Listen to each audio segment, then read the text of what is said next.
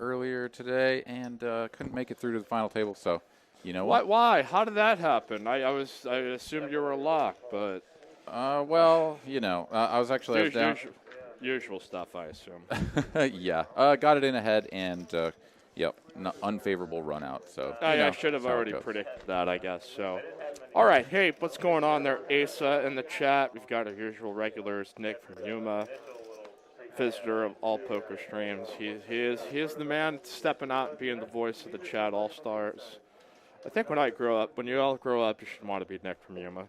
We got Luis who played in this here today. Rob Jones saying, "Go Mama Judy, go Mama Judy." Let's go, Big Mama Judy in the hizzy, and she's under the gun with the Queen Jack offsuit. Let's see if she's feeling like opening this. Looks like she's gonna do something, and she's got enough chips to make a raise. So that's always an encouraging sign. Yeah, she's gonna go ahead and lead out here under the gun with the Queen Jack offsuit.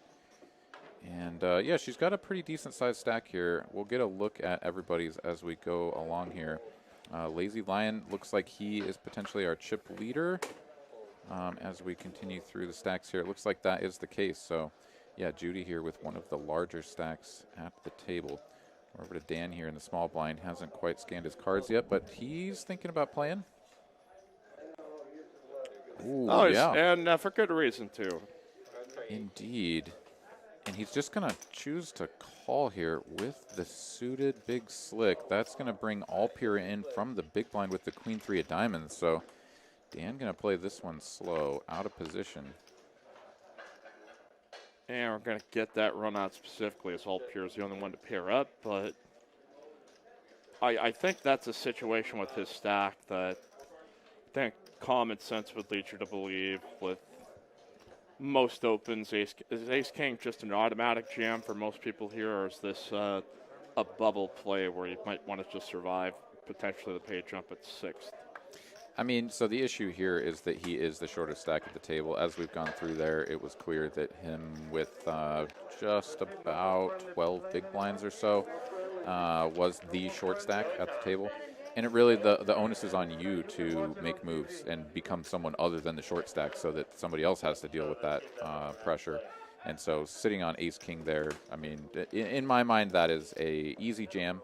It would have gotten a fold pre-flop and wouldn't have had to commit those extra chips and then lose them after he flopped unfavorably out of position. So generally going to want to just ship those in. Yeah, and it's a kind of a force of habit. I think a lot of players who may play just a little bit more on the passive side just are still recognizing there that there's just some spots out of position that it may not feel comfortable to put in a raise in, but it's just kind of one of those spots that you get a little bit exploited. But sometimes you hit your hand, and I think a lot of people would argue, whether or not that's correct or not, would argue in the contrary that it also sets up for a good trap hand, but it I'm just playing devil's advocate in the spot. So sure. Fair and balanced.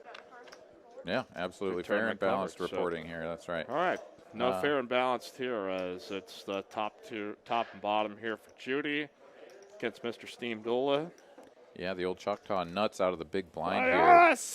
Making a really strong hand, and she's going to donk lead at this, which is going to make Steam Dola feel like, dang it, man.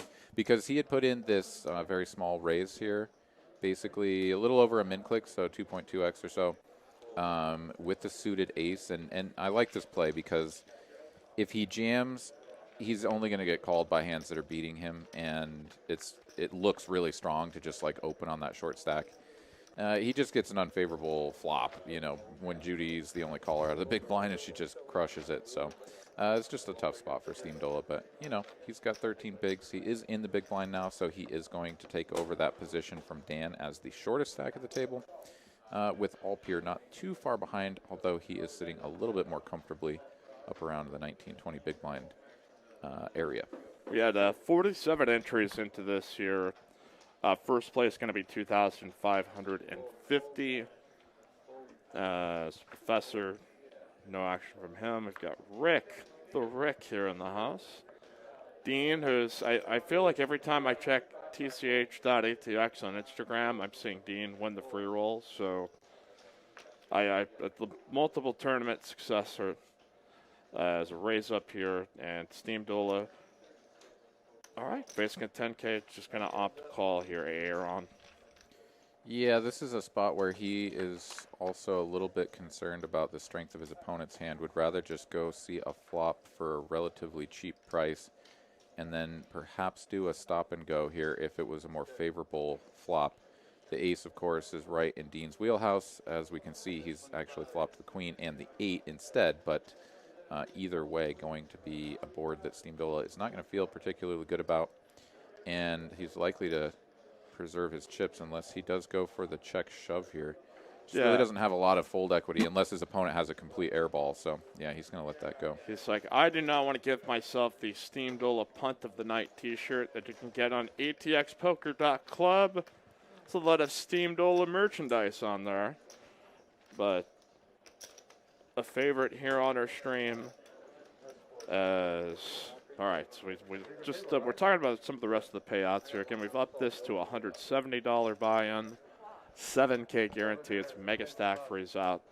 One bullet to it. First place, 2,550. Second, 1,760. Third, 1,320. Fourth, $1,000. Fifth place, 720. And sixth, 640 buckaroos. As Professor with ace queen. What else is new? Yeah, nice starting holdings right there. He's in early position, so he's going to go ahead and bump this up a little bit larger, it looks like, than what the sort of standard raise size would dictate. Yeah, he's going to go up to not quite 3 big blinds, just a little bit shy of that. We're going to get over to George here in the big blind with the 8-5 offsuit, looking at 14K to call. He's got enough chips that he could think about playing this one, but against the Professor in early position, yeah, that's going to be a tough spot. Go ahead and just let that go. I like that move. And Professor will add a few chips to his stack. Yeah, so our friend Alan Piscatello always speculates that the Professor has got to be on these final tables. It's usually our guess, but all right, so catching up here in the chat. Nick from Yuma saying something. He was saying something about some kind of particular football game that happened today between my Minnesota Vikings. Tough loss against the, quote, Cowgirls today, Mike, as Aaron would say. I mean, it was a very odd and bizarre game that, yes, it's not awesome to lose to Andy Dalton, but at the same time, when you've got most of the best players on the defense of Minnesota out for this season, it's just sort of like, all right, youngsters, let's learn on the job this year. And like, for once, it's not Kirk Cousins' fault, so it's just a weird feeling, Aaron. I don't know what to do with myself. Usually you just point the finger at Kirk Cousins and he can just kind of be done with it, but he played really well today and they lost, so. Yeah, absolutely. A little wrinkle in the discussion. Yeah, no, I did watch a decent chunk of that game, and I would say that, yeah, I thought they played pretty darn well. Dalvin Cook, as always, rushing all over the field, catching balls out of the backfield, and scoring touchdowns. And, yeah, Justin Jefferson, of course, looked good. The CeeDee Lamb's catch was just incredible. I mean, Lamb's catch was absolutely absurd, and then Thielen has the one-hander. But we've got Judy in a hand as has been folded around. Mr. Lazy Loin going to not defend his big blind with the 7-5 offsuit. So, yeah, I mean, it was definitely a game Dallas had to win just to make sure they stay in the mix. And, that fumble that Dalvin Cook had that was before halftime was really huge because, Minnesota scores there. It's a lot tighter game. They start with the ball. But, hey, credit that Dallas defense, really showed some teeth here and there. Yeah. Still a lot of things that are going to frustrate people here, but they had some exotic looks on the offense. Got Lamb moving. I think I would come out optimistic today that you could win what is a pretty atrocious NFC East. But, hey, whatever path you get there, you're in. You're invited to the dance, and you got a shot at it. So, yeah, that's absolutely true. Alpier here in early middle position with the ace-8 offsuit is thinking about getting a little frisky. Going to try to pick up some blinds and antes. And he's going to put in a raise to 20K here. So opting for the little bit larger size, similar to what the professor did. Oh, and he's running into it because the professor's got a strong starting hand here. Ace Queen offsuit here out of the big blind. Professor very likely to jam all in would be my guess, but it appears that he's just going to put in a 3-bet and find out sort of what's going on. Yeah, it's. I thought a jam might be there. We've seen Chris, Mr. All Pure here. Check out all this. I believe All Pure. I'm gonna make sure I get the link up there. It's pretty high quality hand sanitizer, and he has made the final table here a lot of times. So I mean, he's there is a leaderboard for TCH final tables. Like he's at least in the top 5 for sure of appearances here. Yeah, I think that's absolutely right. All right. All right, so we've got a couple of people piling on in.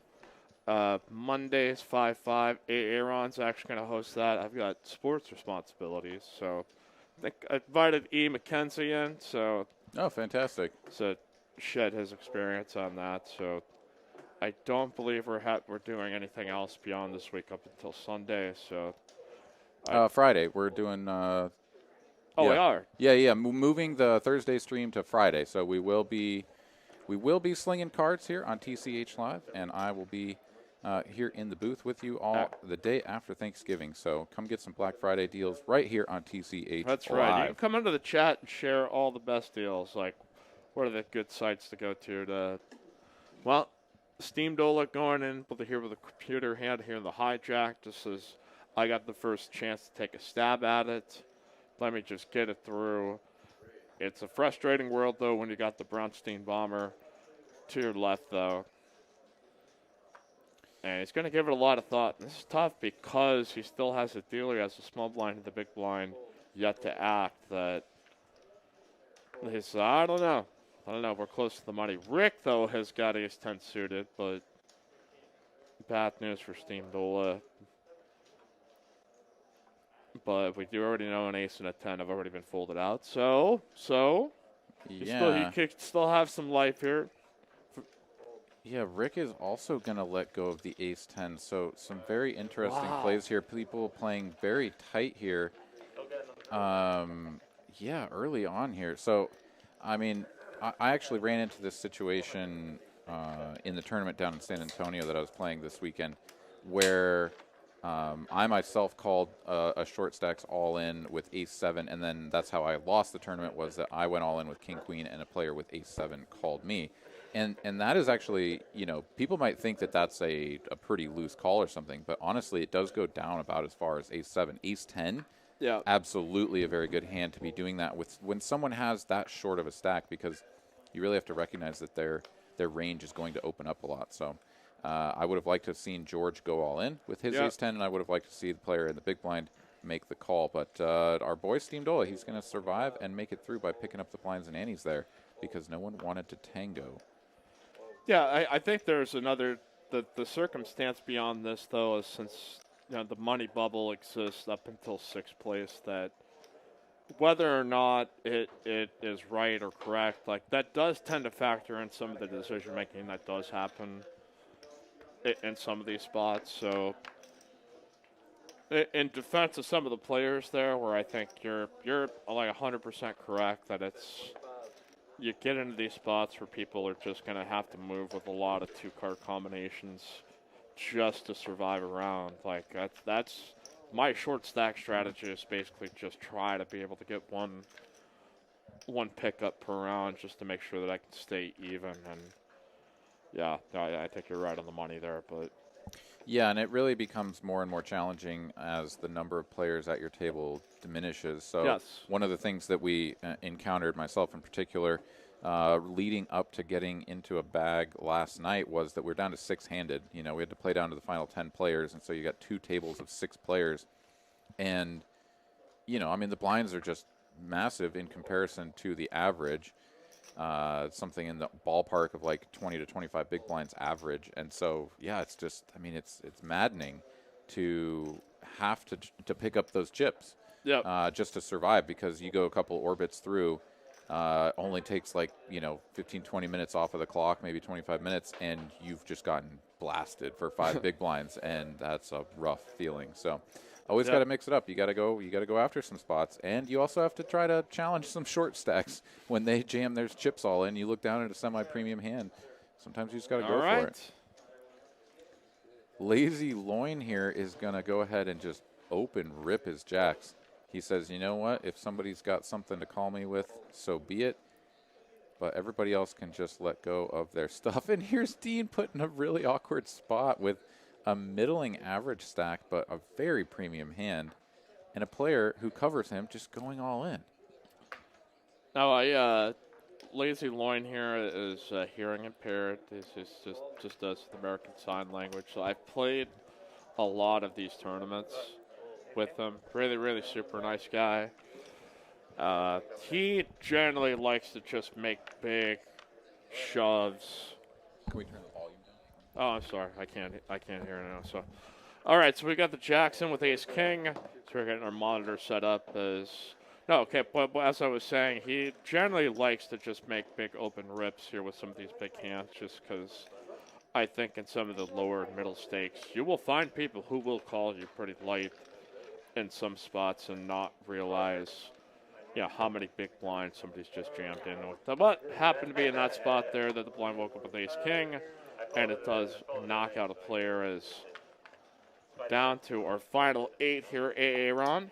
Yeah, so that's one of those spots that I think can go either way. So the player with the Ace King there already has all of the information that he needs to know. Like, this player has a hand that he thinks is strong enough to move all in, knowing that there are several stacks behind him that would do some real damage, right? Like, he called for 200 and some thousand that would have effectively crippled Lazy Loin down to the short stack, or if not one of the short stacks. And so, you have to say to yourself, all right, this player's got a good hand. Now, I've got Ace King, right? Like, that's a really good hand as well. But how often am I flipping and how often am I ahead? We've got flipping a lot and behind almost the rest of the time, right? You're just, like, very rarely ahead. We've got Steam Dola jamming here all into 101K, and I think he's going to get it through. Get it through here for Mr. Matt. So, yeah, the only other thing that I would say there is that, so you know that your opponent has a really strong hand and that you're either flipping or behind, right? Or absolutely crushed by aces or kings. So I don't actually even mind a fold there. I know that sounds crazy because you have all that information. Your opponent's just open jam. Okay, so now the other side of that coin is that you still are like a middle-of-the-pack player, and several more players need to bust before you're in the money. So taking a gamble with a hand that's as strong as Ace-King suited at the potential of taking the chip lead at that moment in the tournament and then moving forward, like, you're almost guaranteed to make the money. Very, very high probability of making the money at that point because you're going to now have the chip lead down to, whatever this is. What do we have, 9 players remaining?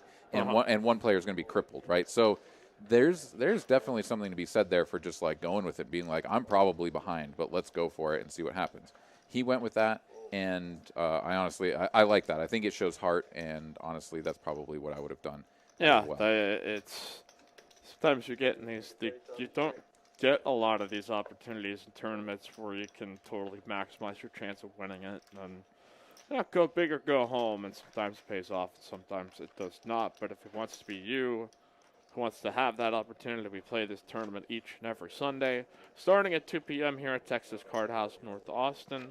$170 buy-in, make a stack, freeze out, $7K guarantee prize pool at the least. As back to the action, we've got the Bronstein Bomber going to be first to act. And Steamy in the big blind here. Yeah, Steam Dola there in the big blind, getting crashed or getting smashed by those again, which never feels good. But he and Dan are down there in the 10 big blind or less sort of range. So to be fair, he did have to splash the ante. So as long as he didn't rampage it. You don't want to rampage it. Let's see here. Judy with the king 9 of clubs is going to raise up to 20. Steam Dola going to make the call. Doesn't want to see clubs. So he's got 9.5 big blinds behind, and he is going to flop a gutter only. Judy here, top pair, backdoor flush draw. Going to continue. Steam Dole is going to take this as an opportunity to rip in with the gutter. I suppose, yeah, he's double gutted, so an 8 or a 4 will bring him the straight. Judy not snapping this off. She's bet 35,000. It's 61,000 more to call. She hasn't asked for a count, so I guess she doesn't know exactly how much more it is. She's going to kind of eyeball the stack, but with top pair here, yeah, you just have to call all day. And Steam Dole is going to find out that his backdoor clubs are not working. An 8 or a 4, 8 or a 4. And it will be no more for Mr. Steam Dole as top pair holds. For Judy, now up to 440K, but we bid farewell to our good friend, the Steam team, the Dream Steam, Stream Dola, our good friend Matt Clefetos, aka Steam Dola. He's got some merch rocked through the atxpoker.club. Link up, just check out the shop. We got t-shirts, got hoodies, got masks, like the awesome 8 of spades shirt. They give me a couple of them. Yeah. Special edition, man. So, all right, what do we got going on in this this Raiders-Chiefs game? Raiders have become like an old school hit you in the mouth, we're going to kick your ass kind of football team. I'm growing to appreciate this squad. Yeah, no, they've actually looked pretty good in most of their games this season. I think it's really only been a couple where they've kind of had some duds, but yeah, I mean, they ran over the Chiefs just 2 weeks ago, right? And they're looking to do it again here tonight with a 3-point lead.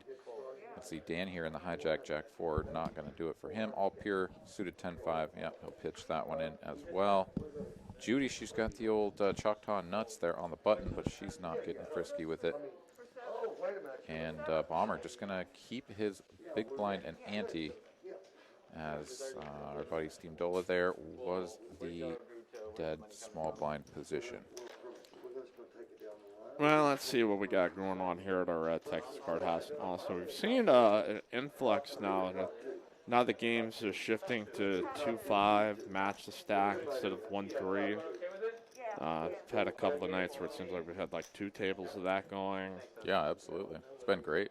Yeah, I feel like it's been a nice boost for the players that are just a little more. They don't need a lot more action, just enough that it has made for some really good games here at Texas Card House. We got 4-1-2 no limits hopping in here on a Sunday night.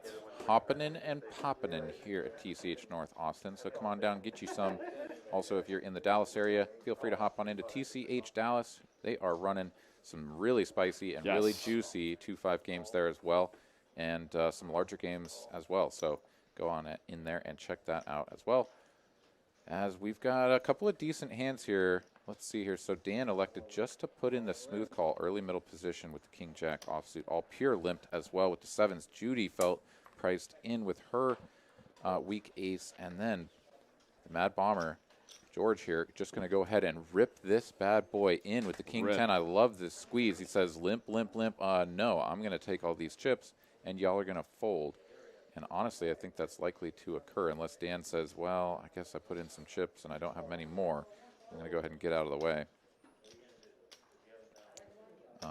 Let's see here. So, no, he is going to give it up and all pure here. With the pair of 7s, honestly, I would have liked to have seen him squeeze jam that prior to this action from George, but he's going to take a peek at those cards, and then I would imagine probably let them go, considering the passive approach that he's taken with this middling pair. And indeed, he is going to let it go. Judy almost certainly follows suit. And really well played there by George. I think that is part of George's game that allows him to get to these final tables consistently, is that he recognizes spots where there's weakness and he pounces on it. That man will attack. Yeah, it is a much better style for him, I think, to survive in tournaments like this where, I think when you have cash game players that by nature are trying to pick people off, it is, it's always dangerous no matter what game it is, as far as he could come and attack at any moment. And that's why he keeps continuing to get here on the final table. Yeah, as we've just gotten word here from Yes. super producer Carolyn, Dun, we dun, have dun, dun, dun, dun, dun, news update. yeah, breaking news. Breaking news here. Breaking news here on TCH Live. T- We've got News night. yeah, we've got Is that our news night program? TCH Live News Night at 10 with Aaron, or is it 8?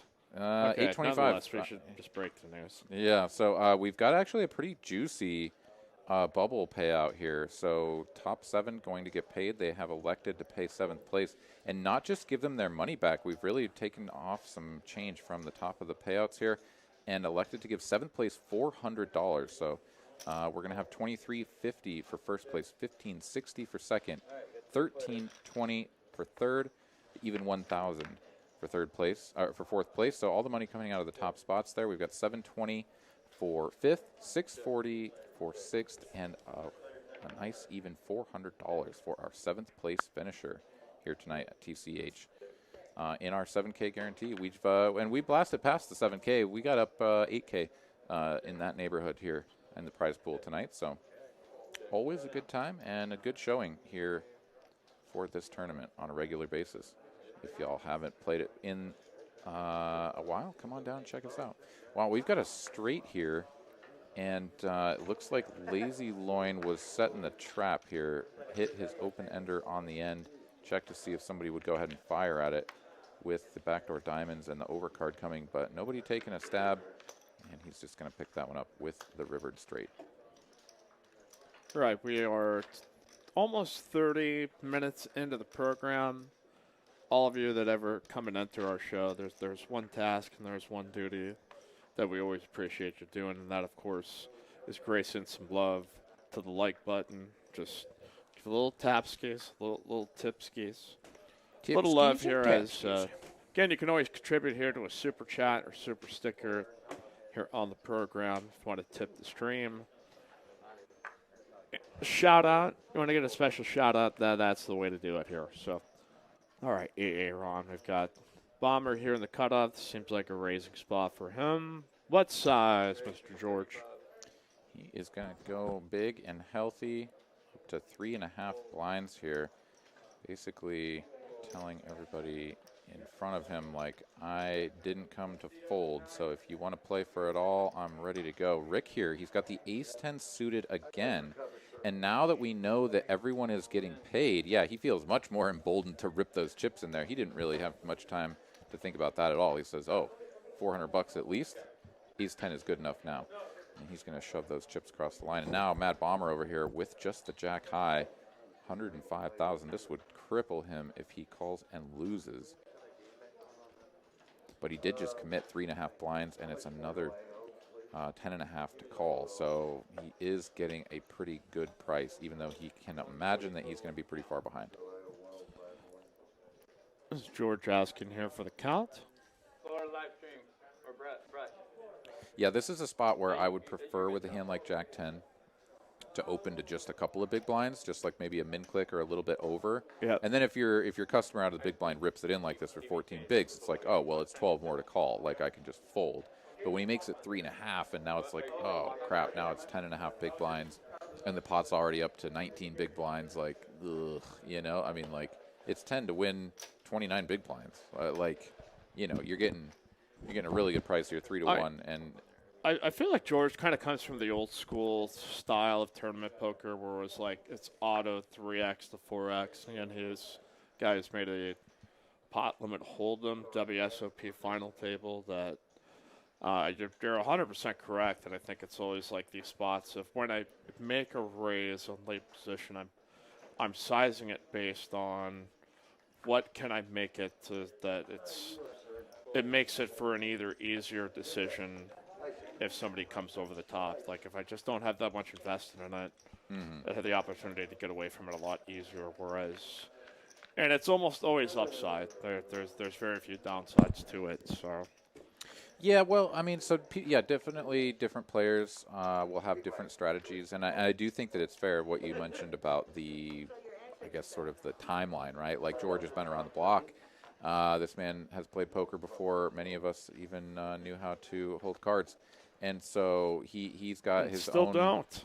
Yeah, You seriously, still right? have no idea how to hold your cards sometimes. Yeah, I know it's tough. So he's going to bring his own game, and other players will opt for that sort of min clicky strategy, and yeah, sometimes the older players will see that as weakness, or as like something that's kind of like, what the fuck are you doing, kid? Yeah, And WTF. yeah, and so it's sort of interesting to see the dynamic between different generations and even just different approaches, whether it's generational or not. We got an ace queen here in the professor's holdings. He knows how to hold those cards, and he is going to raise up with them to just under 3 big blinds. Dan going to let his unsuited king 8 go out of the big blind and is going to go down to 4.5 bigs. He just lost 2 big blinds off of a 6.5 big blind stack. It's not ideal. So shout out to David Brailer in the chat. So smash that like button out there in South Korea. Stephen McIntyre, another military viewer, said he's trying to get off of my porch and into actual like human living. I think he's got a good deal. There's this. You've been there before. Like there's just some pavement out there in front. You could set up a tent. I just try to give back here to the community, but I think he wants something a little more modern Yeah. with walls. Can't blame him. Yeah, I mean, to each their own. Alpier here going to go ahead and just get a walk here with a couple of 7s out of the big blind. And yeah, Dan down there on the 4 bigs now that he has folded away his small blind. 4 big blinds for that man. Do you think we should play the Pantera walk song every time somebody gets a walk in some of these tournaments? Just like a 10-second soundbite, so you just have to think about Pantera for a couple of seconds. I don't know. Yeah, why not? Starting to think out loud on some of these things. I haven't thought about Pantera in a while, so you know what? I need to get those jams back in my life. Unleash the Pantera here. Sometimes you got to change up the mojo. It's all right, so we've got Professor raising up here to 27 with ace 6 suited. You're going to have to fold the king 10 off. Now Judy here with the ace 4 off suit. Fake aces. Yeah, and she's just going to opt for a very tight laydown there. She is rocking the big stack, or very close to it. I guess probably Lazy Loin still sitting on perhaps the largest stack, but she's up there for sure. Could have put some pressure back on the Professor by coming back over the top, but she doesn't like the unsuited ace 4 there. Just going to go ahead and let it go and hold on to her chips for the moment without swinging that stack around. Got Carmen Marino asking, when are we going to see live streams from Dallas? We actually had an announcement that I was expecting early December. Going to have another Brad Owen stream to kick off TCH Live Dallas. I'm not specific on the dates yet, but best to follow tch.dallas on Instagram so you can get that first good news delivered right there on your screen. Get that little adrenal drip there that makes you feel good. Did I just expose Instagram, or did I not use the right brain chemicals? I think it's all one and the same. I think, that's how they rock and roll. That's how they keep people hooked. Yeah, whether it's adrenal or otherwise. Rick here has gone ahead and opened up to 2.5 big blinds. George looking at the Jack 6 offsuit in the big blind and really doesn't want to fold, so he's not going to. He says, I guess I'm going to defend this. Just like it's very good price for this. Not a flop. I mean, he does flop a gutter ball, but I don't know if he'll do any Bronstein. He is going to do some Bronstein bombing right here. Yeah, he sure is. He says, you know what? It's very unlikely that your hand is going to connect with that, which is not wrong. This is another spot where George recognizes the power of position when it comes to the board texture. So calling out of the big blind, he's going to hit that a lot more than Rick is. Turns out that Rick had a hand that honestly, wasn't going to feel good about making a call there, but could have been a potential with 2 overs and a heart. But yeah, with just the 10 of hearts, I think there's definitely no reason to throw shade on that fold. Good move by George. Going to pick up the pot. Nick from Yuma thought he thought I said Panera, the sandwich place, which led to a discussion of sandwich with Asa with the very correct take. Jersey Mike's best Philly cheesesteak in town. As far as ease of access, I'm sure there's probably some special like Rainy Street, super awesome like food truck that makes the best. But like, just go get your It's all right. Hey, we got some super chats here, and Rick here with some 9. So we give our shout out here in a moment. See if Rick decides to do with his Niners. Yeah, he's going to definitely put this up to, looks like 4 big blinds with 12 behind. Dan going to get out of the way with the 8 tray. He's looking to pick up something better. All pure going to let go of that king jack here pretty quick. He must have some experience with that player, recognizing that if he is going to raise, he's got something good. Lazy loin there with the suited ace and the chip lead. Not interested in completing to see a flop, so just going to let that go. Rick going to pick up some much-needed chips there. All right. But, hey, JT in 1968, looking forward to TCH Live on Friday. We'll need a break from Christmas movies. LOL. Who's commentating, playing? I know Aaron will be. I'll let him answer. Yeah, I'll be commentating, and not sure who I'll have joining me here in the booth quite yet, but we'll get that lined up as we move a little bit here further on in the week. A lot of people are going to be sort of in and out of town for Thanksgiving, and I'll have to find out, see if I can get somebody to come on in here with me. Yeah, I believe we will be open on Thanksgiving at around, I think later on in the evening, I think like after 6, if you decide to come play here. I might stop on and maybe do a late night, but I'm just going to watch football, avoid people, and play with my dog, and I would be really super thankful for that. Because we got a hand, Dan down now to 3 big blinds, going to be under the gun, so it's kind of do or die or try to survive in the blinds. Yeah, with those blinds going up to 6 and 12, his stack has dwindled even further. Oh my goodness, there was a king exposed. That was going to be Dan's card. But we'll just forget that happened, and he's going to hope to get something good enough to ship it in here. Had I been paying attention in college when there was history class, I could have been like, that's the worst king exposed since, which one of the kings in England was ever exposed to be like a fraud? I don't know. Boy, we have to. Yeah. I'm sure Henry VIII did some exposing of a different kind. Folks. I heard he was quite. It's like our Dennis Miller version of our broadcast. Obscure references to things like 12 people know. So Dan's found a suited 8-7 here, which is honestly not too bad. We don't know what he would have gotten with the king. Probably would have rather had the king, but here 8-7 suited is actually not too bad at all. Going to have a lot of equity against any opponent's holdings that might decide to call. So far, he's finding just napkins in his opponent's hands, but Lazy Loin here is doing the gesture for all in, which, again, he is hard of hearing or hearing impaired. So he's going to go ahead and use his sign language to make his action. So he is going to go all in over the top. That's going to get everyone else out. Ooh, we've got a pair of 7s here. Still holding. And indeed, the pair of 7s is going to go ahead and get a double for our man Dan, as Lazy Loin could not connect with a Broadway card there on the end to make a straight or a pair. So hanging around does again Albert Padilla here with the $10 super chat. AA Ron looks like a road trip to Dallas TCH in December for the 100K guarantee. Absolutely. Yep. Sounds like an awesome. When is that specifically? Is I get the daily text updates, and I sometimes forget these things. Well, it's a few weeks away or whatever. So yeah, there we've got it. It's like day 1 on the December 10th.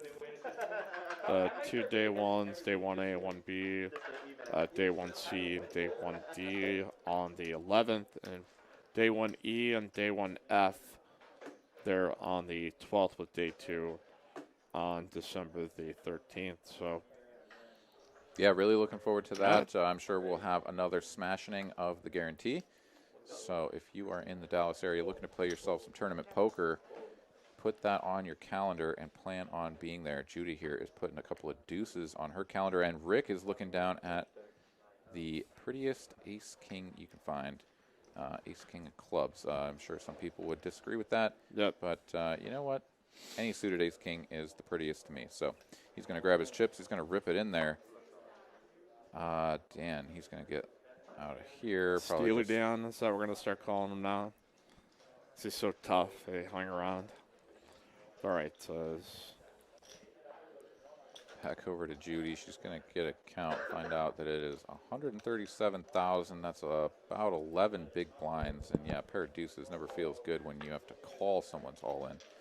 Another thing to go ahead and rip it in yourself. But yeah, she's going to get out of the way with what was the best hand, but definitely didn't want to double up that man Rick and cripple herself. So she's just going to duck out. And we'll move on to the next hand here as Dan going to be sitting in the small blind here, 7 big blinds behind now. All right, Mike Emblett here with Aaron McAvoy, super producer Carolyn in the house, producer Asa in the chat, laying down the laws, spreading the truth. No, we're nice and cordial and friendly. If you're watching the archive, always feel free to leave us a comment. As we continue with 7-handed blind, 6K, 12K with the 12K big blind ante. This is probably like a good time of the show to start doing the player votes here. Like, we get too late into it, there's a clear favorite. So I'm going to start typing that up here in just a moment. Here for your pick to click tonight. On TCH Live. Interesting actions here on this hand. We've got Judy limping under the gun with some 4s. Professor completing or making the call rather from the cutoff. Dan going to complete from the small blind. All Pure going to check his option, and All Pure going to flop an open ender. Dan with top pair, and Judy an under pair to the board. So 2 players with something to play with here, and 2 that don't have much. Dan going to go ahead and lead straight out for 40,000, leaving himself 34,000 behind. Interesting that he didn't just jam it all in. And then Alpier just going to make the call. So Dan with, I mean, it's not even 3 big blinds behind. I mean, when he bets this, when he shoves this all in now, I mean, Alpier, I guess, especially after he picks up a pair, is probably just going to call. But interesting that he didn't just go all in and say, well, I mean, we're just going to see all the cards anyways. Like, if I'm going to call 40, I'm going to call the 34. But, yeah, he's going to go ahead and count this out now and stick it in with 30% equity. Definitely getting the price. Had to turn his cards over, put his chips in the middle. And he will see if he can hit 7, 8, Jack, 6. No good. Just like that, now Dan goes up to 208K. He was under the gun with like 40K in chips, and he was the big blind in the ante, he was under the gun and got in with 8-7, and now he's chipped himself up to 200K. So short stack to mid stack, he survived. So this is a good time here, Aaron, for our player votes.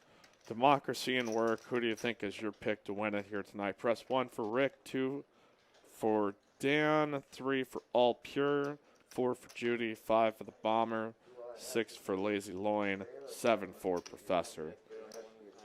We're going to count it all out, hand tally it, check it twice.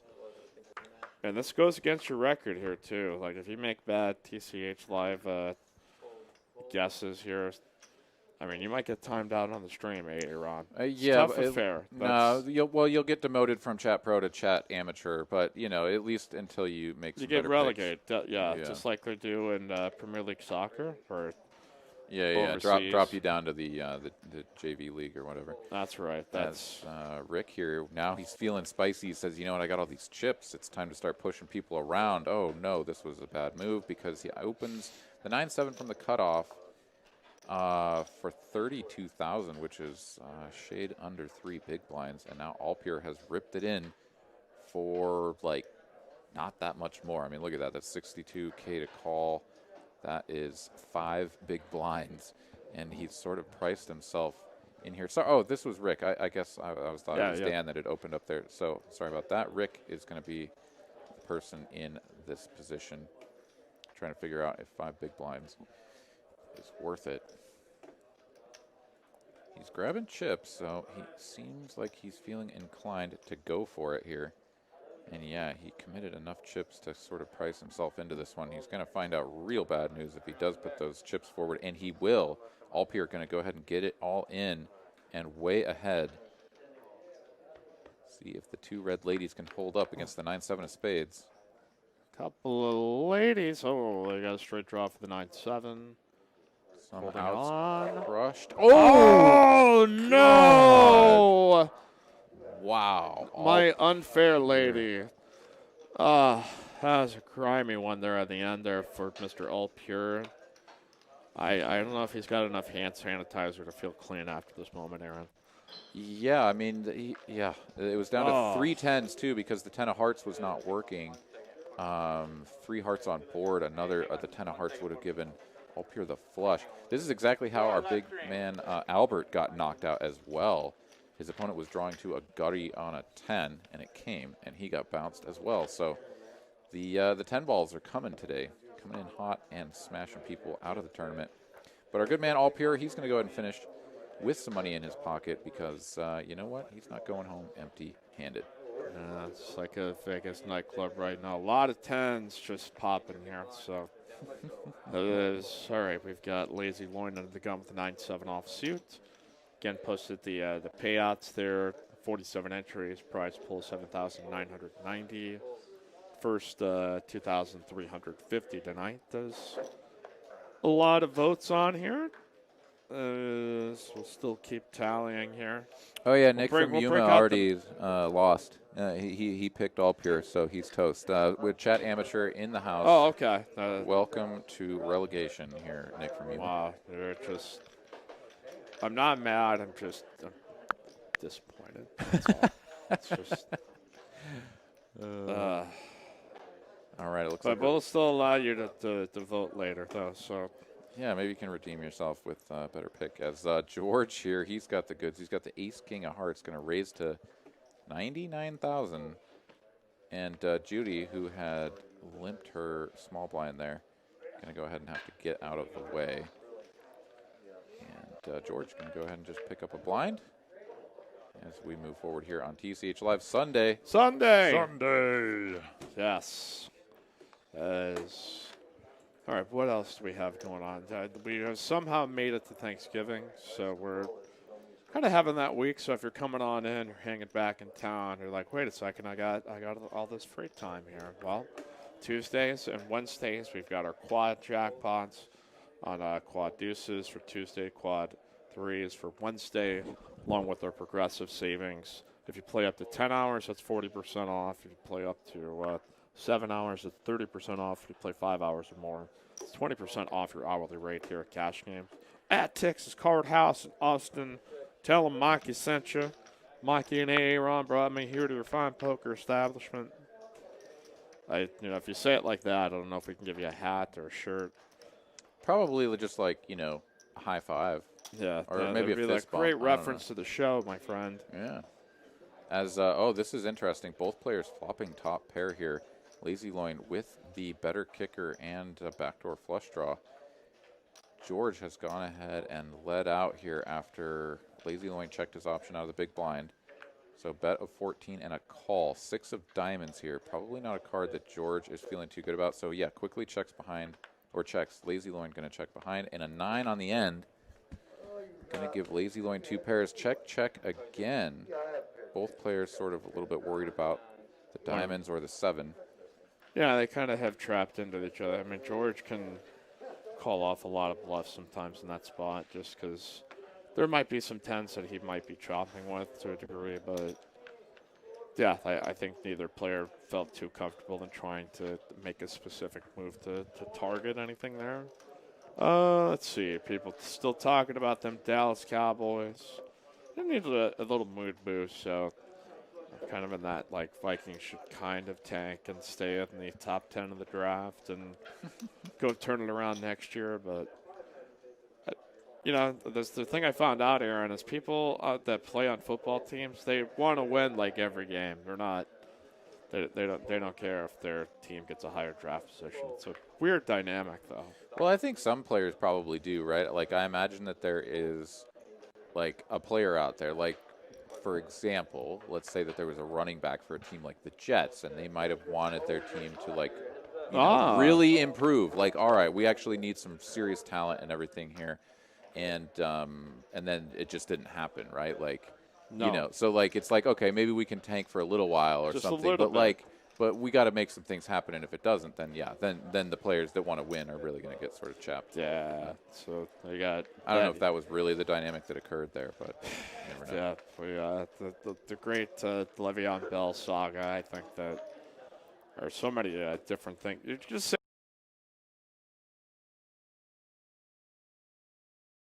will have either the butt fumble by Mark Sanchez. That was the best. That is Oh god. a source of sadness. They had a good run there when the Sanchez was young and the Jets defense was popping, but nobody cares about the Jets. We got the Raiders leading 17-14 here at the half. Raider Nation stand up as Cowboys look decent. Ezekiel Elliott made taste of a beat-up Vikings defense full of our backups and not as good a player. Still some players out there, but some youngsters. So Interesting here. They got it done today. Yeah, interesting play here. Lazy Loin gonna limp the button with King 10 offsuit with the big stack. Professor says, there's no way you got something good there. I'm gonna go ahead and raise my ace, and sure enough, gets the big blind and Lazy Loin to quickly fold. So he's gonna pick up some chips without having to play that hand out of position. So nice move there from the Professor as we continue here. Six-handed TCH Live Sunday. As Dan here, once again, the shortest stack, but he's not feeling too bad when he's got 17 big blinds instead of 3. So, moving on up. Judy here, 6-5 offsuit. Going to go ahead and just let those 2 cards go. George wasn't even in a seat for his hand, so. Probably out smoking a dart, as we say out in Lennox-County. Yeah. Lazy Loin going to raise up.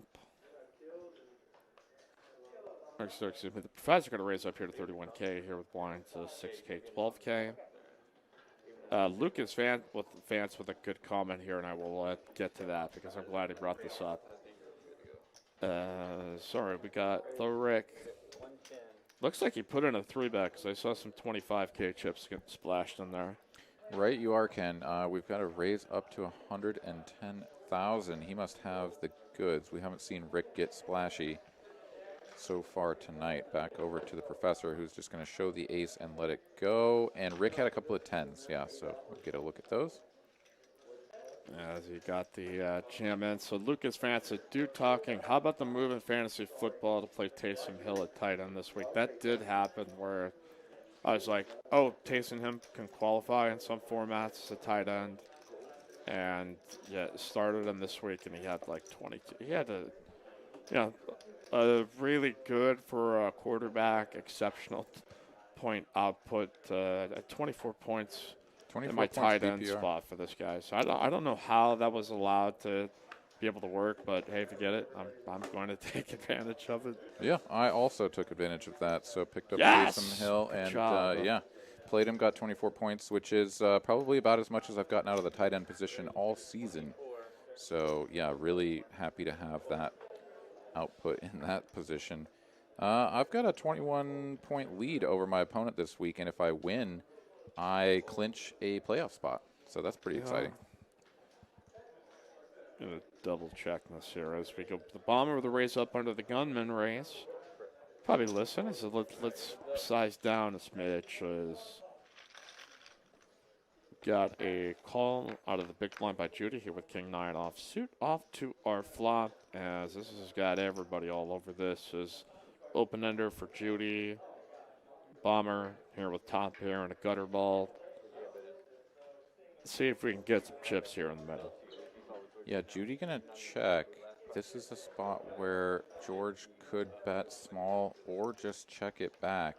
He's got the gutter to a straight and top pair, but this is a very connected board and could run into some resistance. But instead, he's going to bet out what looks like about 2/3 pot. Even a little bit more than that, 45,000. And Judy isn't going anywhere yet.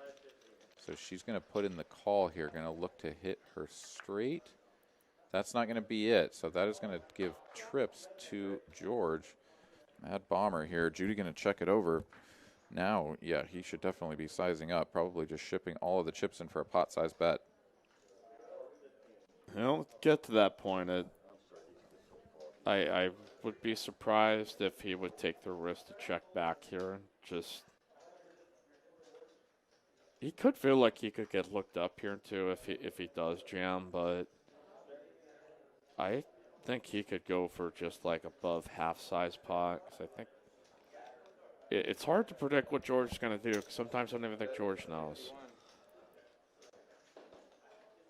But he makes the bet down here to 61K to try to extract some value. All right. Well, Judy's going to take it one more street here with the queen being really bad. So he doesn't, or she doesn't know just how thin she's drawing, and Bomber gave her a price that she thought was worth, and indeed he is going to extract that little bit of extra value there. Now with just king high, she's looking over to see how many chips he has, and she is going to try to bluff him out here, it looks like. At least she is posturing in that manner. Whether or not she will actually pull the trigger is another matter entirely, but she is sort of fumbling around there. And I don't know, I mean, I can only imagine. Oh, there she goes. She's just going to check. So it was just a little bit of posturing. And yeah, now George can just get it in. Also, just want to put a shout out here to our man Bryson, who's been on the stream a couple of times playing the 1-3 game and just a regular fixture here at TCH North Austin. He is currently in the top 8 remaining players down in San Antonio playing in a big 150K guaranteed tournament. Indeed, we are going to get the shove here from George, quick fold from Judy, and George going to take that one down. Yeah, but yeah, Bryson's sitting on 20 big blinds, 8 players remaining, guaranteed $6,000 with a nice 37K up top. So everybody send out some good positive energy to our man Bryson. Our boy Bryson's a winner. All right, that's what he is. All right, we had some football-related questions. People are like, "Hey, dude, talking. What's up? What did you think of the Baltimore Ravens loss to the Tennessee Titans?" I think Mike Vrabel's awesome. I think this Titans team's a real kick your ass, hit you in the mouth kind of team. That Derrick Henry is still kind of defying logic of just as far as a guy that big that continues to just smash week to week, and Tannehill continues to show that he ain't no fluke. So Baltimore, without their best left tackle, I think they're not quite as physical and awesome on defense and personnel wise. But they're always a team. I think you just wait until kind of December to wait and see if their defense starts to develop enough teeth. But short term, I think they're both very fine football teams. But without the Ravens starting left tackle, it's just kind of like, okay, there might be a lower ceiling than you think. Yeah, it'll be interesting to see how quite a few teams really shake out here going into the tail end of the season with a lot of injuries and interesting dynamics in terms of interdivisional competition. So let's see here. Professor under the gun, 10-9 offsuit. He's going to let that one go.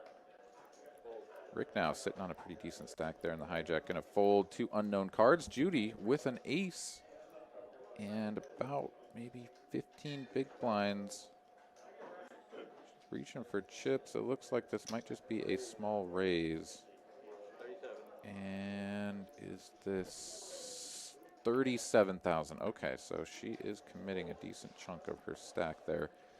George doesn't like the 9 deuce, and Lazy Loin likely doesn't like the 9 deuce.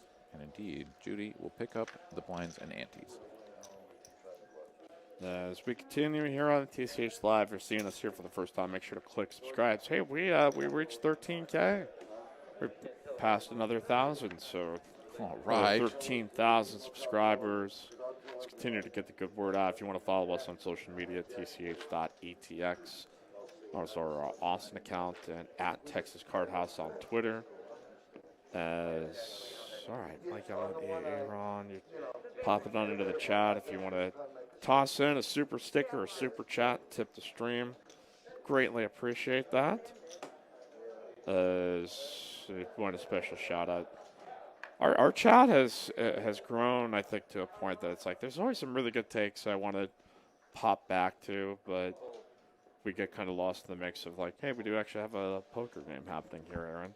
Yeah, so, always happy to have you guys here, and keep those comments coming. If we don't make specific reference to you, don't fret.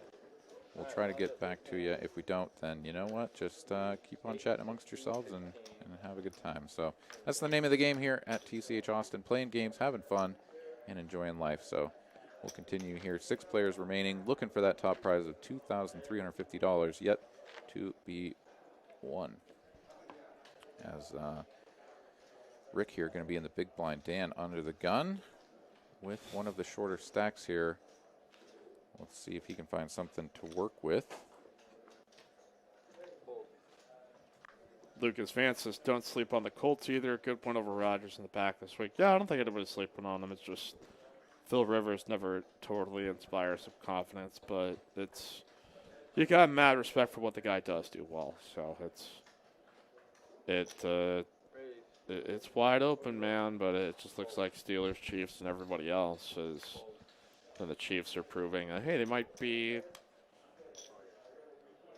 some leaks there. There might be a way you can be able to beat them. As the Raiders still up 17-14 as we start the second half. But we got Bomber raising up to 41K. Rick here now the big blind. Wow, not going to defend here with King 10. Yeah, this was another one of those times where George made it pretty large, going over 3. No. I guess it was just under 3 big blinds. But yeah, still a pretty sizable bet, honestly. And Rick just didn't feel good about committing those extra chips and playing out of position there. So, yeah, interesting when, you get down. Again, like we were talking about earlier, you're down to 6-handed here. Those blinds are going to come around quite frequently. And if you're folding hands as strong as King 10, let alone not 3-betting them, I mean, yeah, you're going to get a little bit run over unless you just run pure and hit the deck. So Bomber, with his aggression, is going to continue to accumulate chips, I would expect. So Rick here, ace-10, that's his hand tonight, so he's got it again. He's in the small blind, folded to him. He's going to put in, I think that's a raise, but not clear what has happened in terms of the announcement. It looks like that's a 25K chip, though, that he just put in there. It is. A raise to 33, so a little over a min click. Dan here in position, already has a big blind out there. Jack-9 offsuit. Unfortunately, I feel like he's going to fold, but this is a spot where you're definitely going to want to go ahead and take a flop. Even when you're short stacked, like, the price is just too good, and you have a hand that can actually connect pretty decently. But his body language suggests that he is not happy about this. He is going to reach for the chips, and he's going to put them in, though, so he hasn't shown a lot of strength with his body language, but he is going to put in the call. We'll go to a flop. Oof. That's what he was afraid of. Yeah, the old 6-side brick.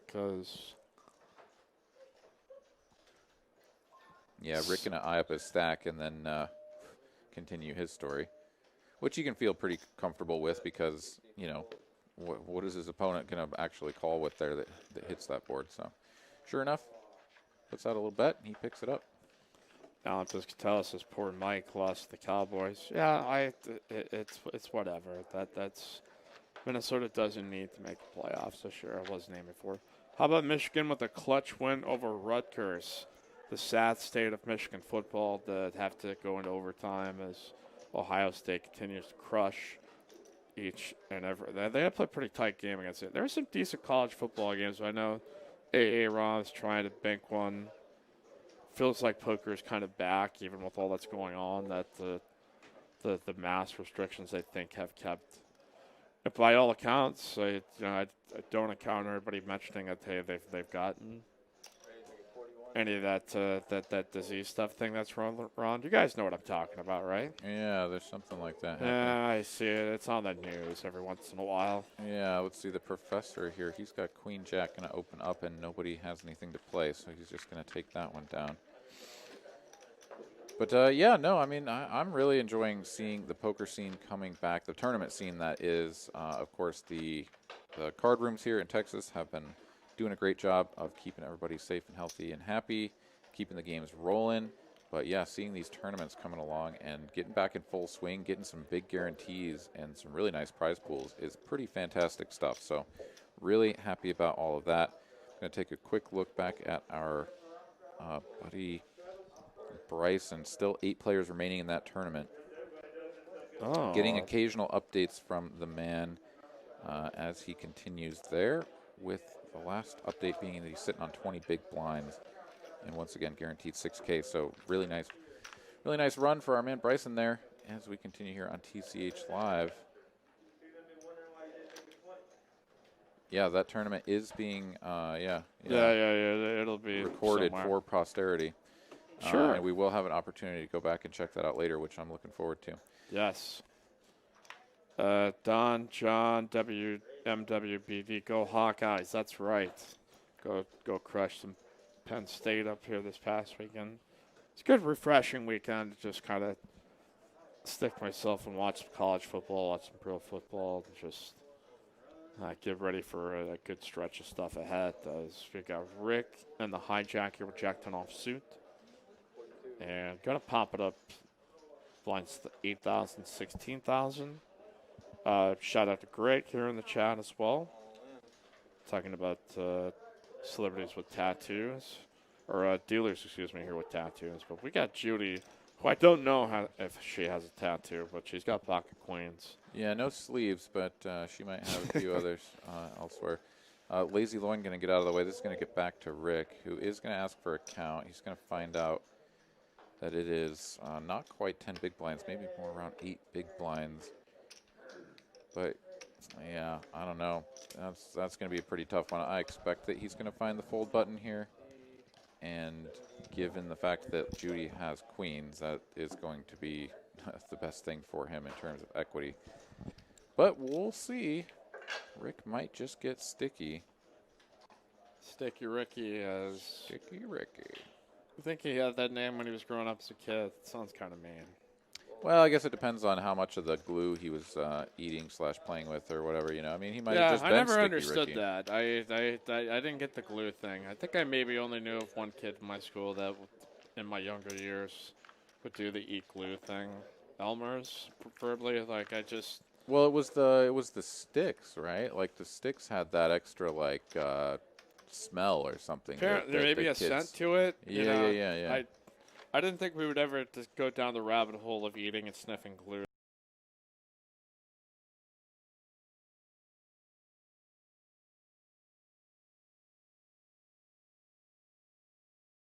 But here we are on TCH Sunday. All right. Yeah, I stayed away from the glue myself. I was more That's of an good. epoxy kid. Yeah. I was really more into paint chips, to be honest. Exactly. Those were delicious, man. Oh, back in the Especially day when they had lead in them. Oh, hanging so out under good. power lines as a kid a lot. You know, it was a good time. Yeah. Mad Bomber here. He's going to go ahead and do something with this ace-6 of diamonds. I'm quite certain. Quite certain it involves a raise. So yeah, he's going to cut out the one big blind, and he's going to cut out a few more chips. Stack them all together. Sling them in there. Let's see if the professor's got something to play with, because Lazy Loin is out of the way. Ooh, 7 deuce. No good. Matt Barber and George going to pick that one up. Not even the professor will mess with 7 deuce there as ETX Poker here, the 99-cent super chat. Again, trying to raise money here for building out wells. Yeah, freshwater well in Ethiopia. Well, that's a great cause. More information, check them out on Instagram at ATX Poker. Check the website atxpoker.club, and if you decide you want to go into the shop there, get yourself a hoodie, use promo code TCH to save $5 off. So, all right, we got Dan here getting a little short, under 10 big blinds. So you just got to move it in there. Dan the man, Steely Dan. So this is going to look really strong because the fact that he's not shipping it all in is sort of questionable. It's like, wait a minute, does he have a hand like aces? At least that's something that would occur to me to think through, but perhaps not everyone is going to be doing that. Judy here wastes no time putting her chips in just to call with the Yeah, ace-10 she's got offsuit. aces blocker here. Well, of course, but I mean, no, I have no problem with it. It's just, yeah, I don't know. That might even be a hand that she could be raising. It's going to get over to Rick in the big blind, who's actually getting a pretty fantastic price to call and see a flop here. Queen 9 of diamonds is not bad. Going to connect in a variety of ways and generally going to be okay, but no, he's going to just say, you know what, I'll let these two tango, especially with Dan being the short stack. And he has committed exactly 1/3 of his stack. He has less than a pot-sized bet remaining, but he is going to flop top pair, so that's going to embolden him to rip his chips in. Yeah, it'd probably be a quick fold. We've got speculation in the chat as to where any other exotic TCH locations. How about TCH Wakanda? I mean, that would be some pretty high-tech names. That would be pretty fancy room there, but it seems like air travel would be kind of a concern. It'd be very tough to get into Wakanda. Yeah, you just really wouldn't want the middle seat, I don't think. Let's see. Yeah, exactly. That's Yeah, kind of a long flight. other than that, pretty easy. Taz, TCH Mars, Musk is deep stacked. Yeah, that might be a 100-year goal for the company. I don't know if we talked to Ryan about that, if he's got long-term plans to go terrestrial with this, but yeah, a man can dream, and who's to say I'm going to fault him if he does? Yeah. Judy here, not going to dream with the Queen 10 of diamonds. Spot where she could have tried to take down some blinds and antes, but everyone just folding through napkins here over to Rick in the small blind. This is a hand that I think a lot of players will complete and then fold to a raise. Looks like he is going to complete over to Dan with the 9-5, likely to just check and go to a flop. That's where we're headed. So 2 players, 9 high. All right. Dan with the Dan Grimes, the 9-5 offsuit. He pairs up the 5. Check. Got a gutter ball for the Rick. And he is going to bet at this. I like this. His opponent has just showed some weakness. He's got 9 high and a chance to improve if an 8 peels off. Even a 9 or a 7 might be good. Turns out just the 7. Deuce of diamonds here on the end. Not going to change the texture at all. So that's, yeah, he's just going to throw the white towel, flag, whatever it is, some sort of white garment or fabric. And he's going to lose because Dan has a pair of 5s, and that is good. Wins it here at Showdown.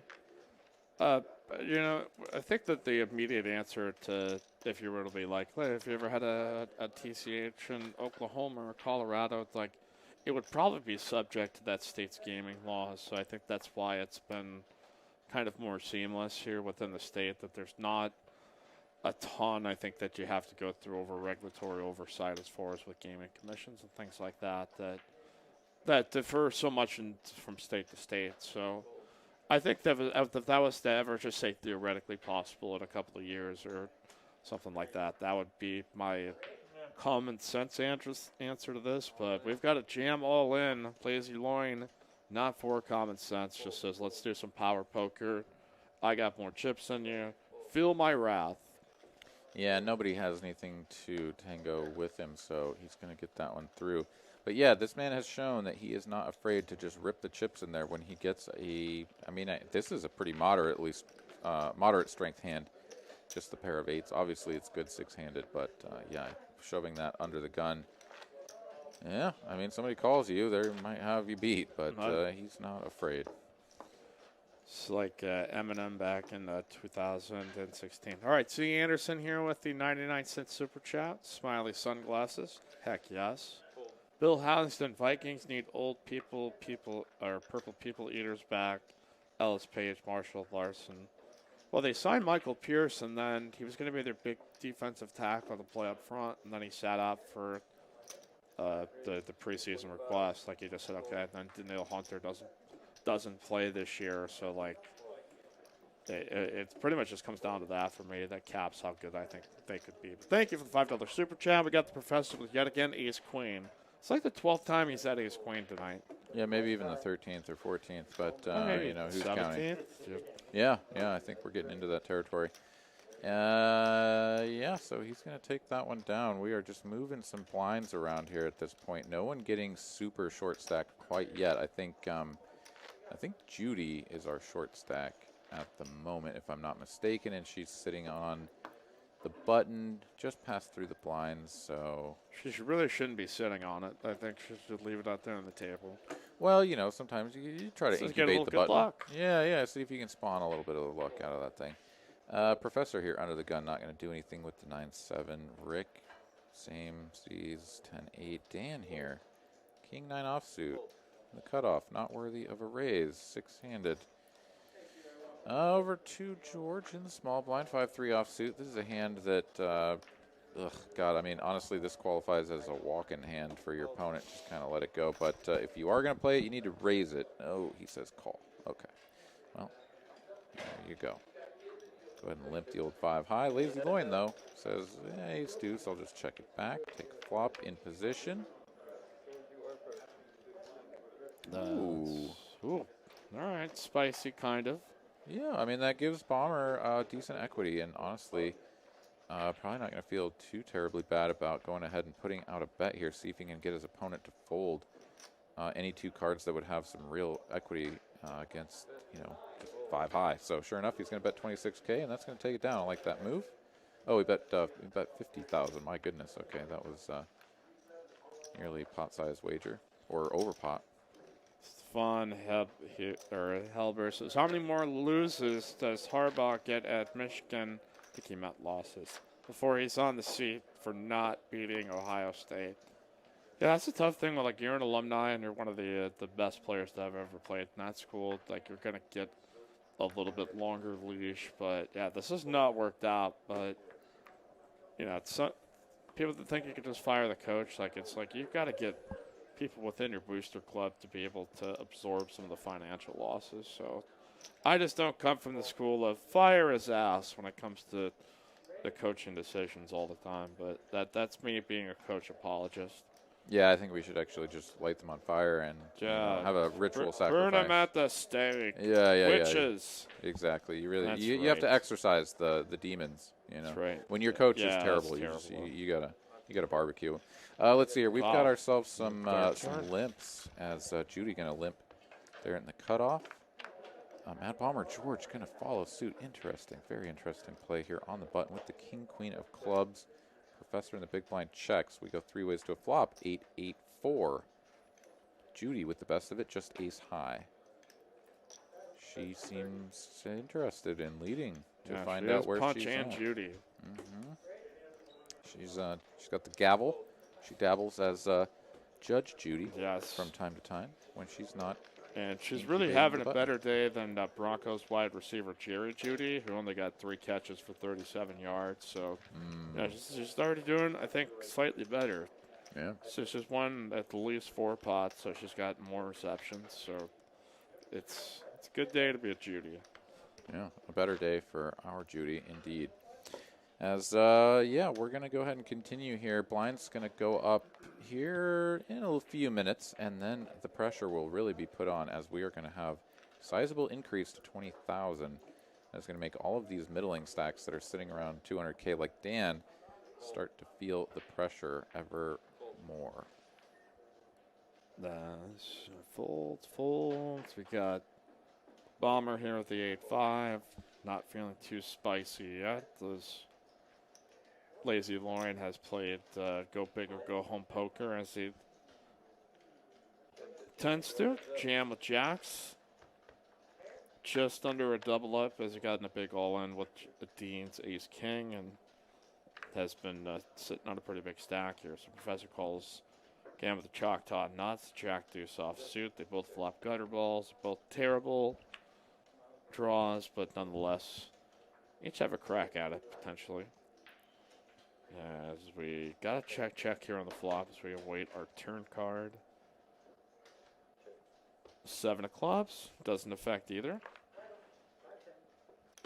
And what do we get? Queen here on there. We might just go check here. Then we'll Yeah, it will, and Professor is going to win with the jack kicker. So, yeah, just pipping Rick there. I think any player that had tried to stab at that was likely to get it through, but they just check it down. Professor going to pick it up. Alan Piscatello here in the chat saying, Aaron, what WTF happened to Wisconsin? Got to listen to the nerds from Northwestern gloat until we smack them. Yeah, I didn't get to watch. That's really tough feeling because an Iowa fan, so we also lost to Northwestern, so you just feel like that's not supposed to happen.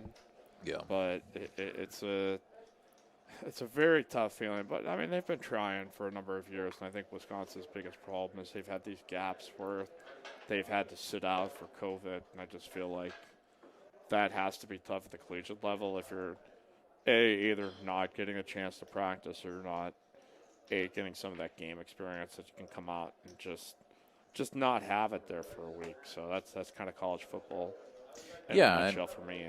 Yeah, no, absolutely. And, like, the tradition there in Wisconsin was, like, play some Ball State and play some of these teams where it's like your Louisiana Techs and your, Bowling.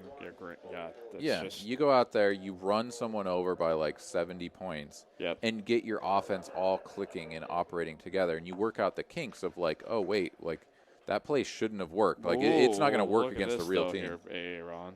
Sorry to cut you off. We've got we have actually an interesting tournament final table hand here. Yeah, we really do, and yeah, I can tell that George here, Bomber, is sort of concerned, right? I mean, Ace Queen 6-handed is just really strong, but when an opponent who has shown a propensity to fold in spots where, like just a lot of other players are going to commit their chips, like when Dan was down to 3 big blinds or whatever, and he folded his small blind, and, or he had 5 big blinds, he folded his big blind, and then just like rips over the top here. That is definitely suspect. So George holding some blockers to, 2 of the 3 biggest hands. If he were up against kings, for example, he would have 30% equity and could think, how does that factor into my call here?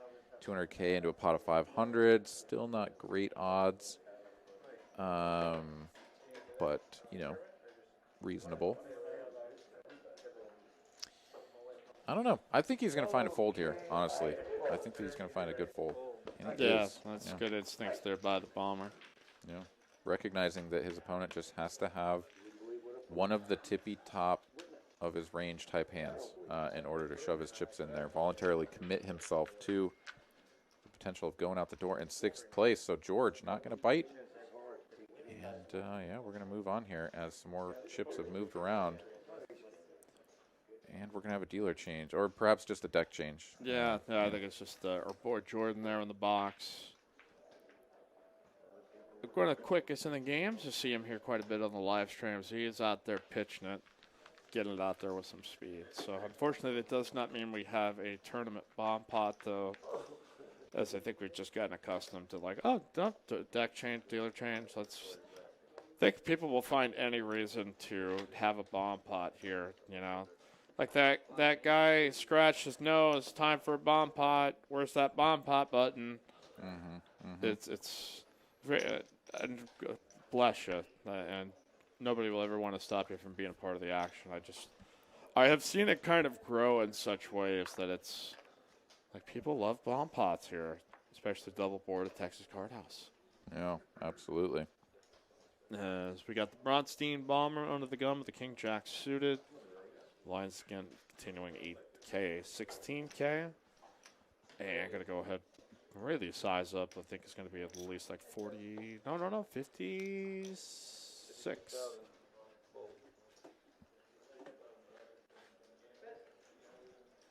Now the Professor. Lazy Loin folds out his ace rag. We'll let the graphics catch up. It's a dramatic moment. Professor has paused, so I think he's got a hand of some sort. Yep, he's got pocket. What? Oh! Under the gun raise, repping strong based on that sizing by Bombers. So I think he recognizes this is probably an all-in or fold spot. And he's got all these other opponents in the mix that might decide to rip it. Judy's going to do exactly that and shovel in here for 217K. George, again, made this 56K. So it is 161 to call. How much is that the total got? So it's Going to go up to 461. Yeah, so he's getting right about 3 to 1. yeah. And yeah, I mean, he just keeps getting put in these spots where, you know, again, it's six-handed, and he's got a very reasonable holding. His first one with the ace queen, even better than this king jack suited. So honestly, this one is an even easier laydown, but I'm sure he's feeling just like, come on, man, I'm opening with these good hands, and you guys are just going all in against me. Might have been verbatim what he said. Yeah.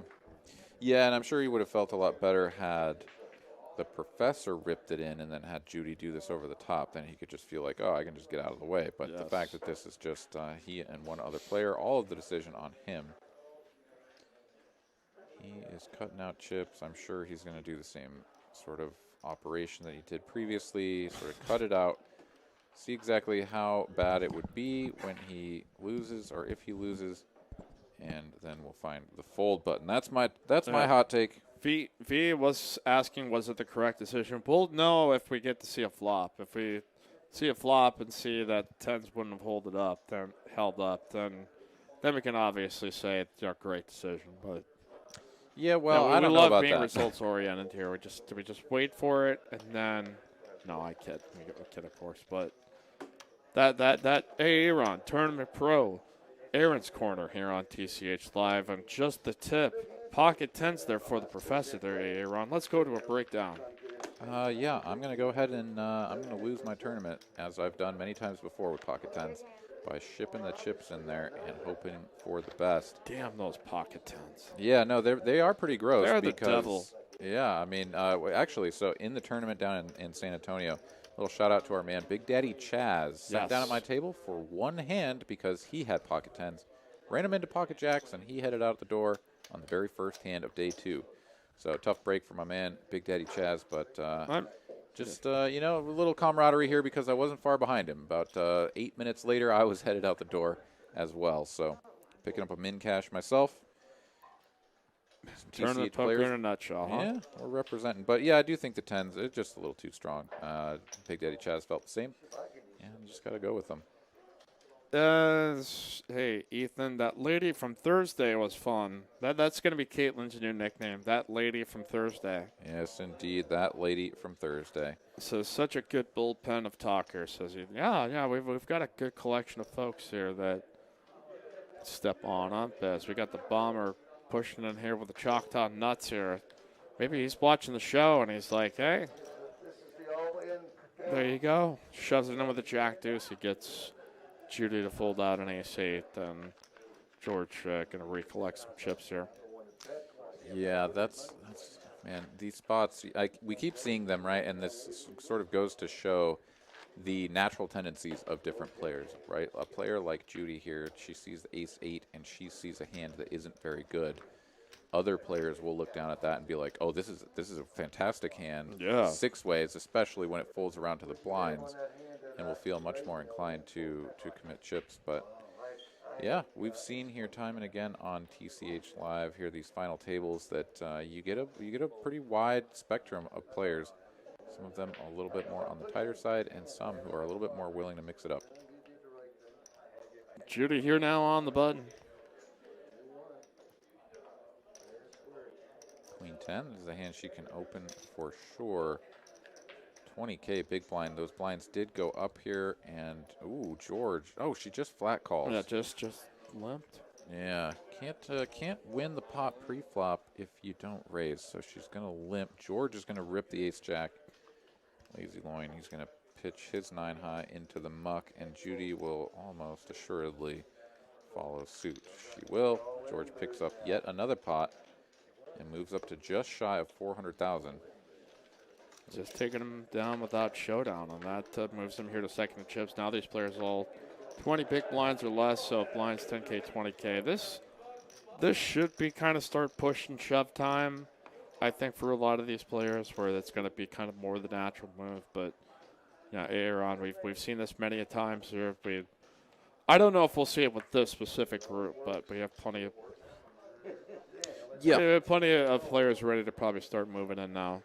Yeah, I mean, it'll be interesting because that range at which players are willing to commit chips.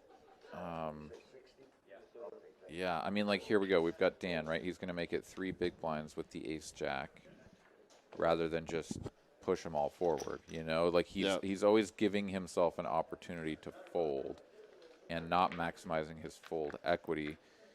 I don't know. It's just, yeah, everybody's got a different strategy. So we're seeing that all on display here this evening. As looks like Sticky Rick is going to be in the big blind here, putting out 20K twice. Man, 40K, that is a big hit. Yeah, and that will start to, I think,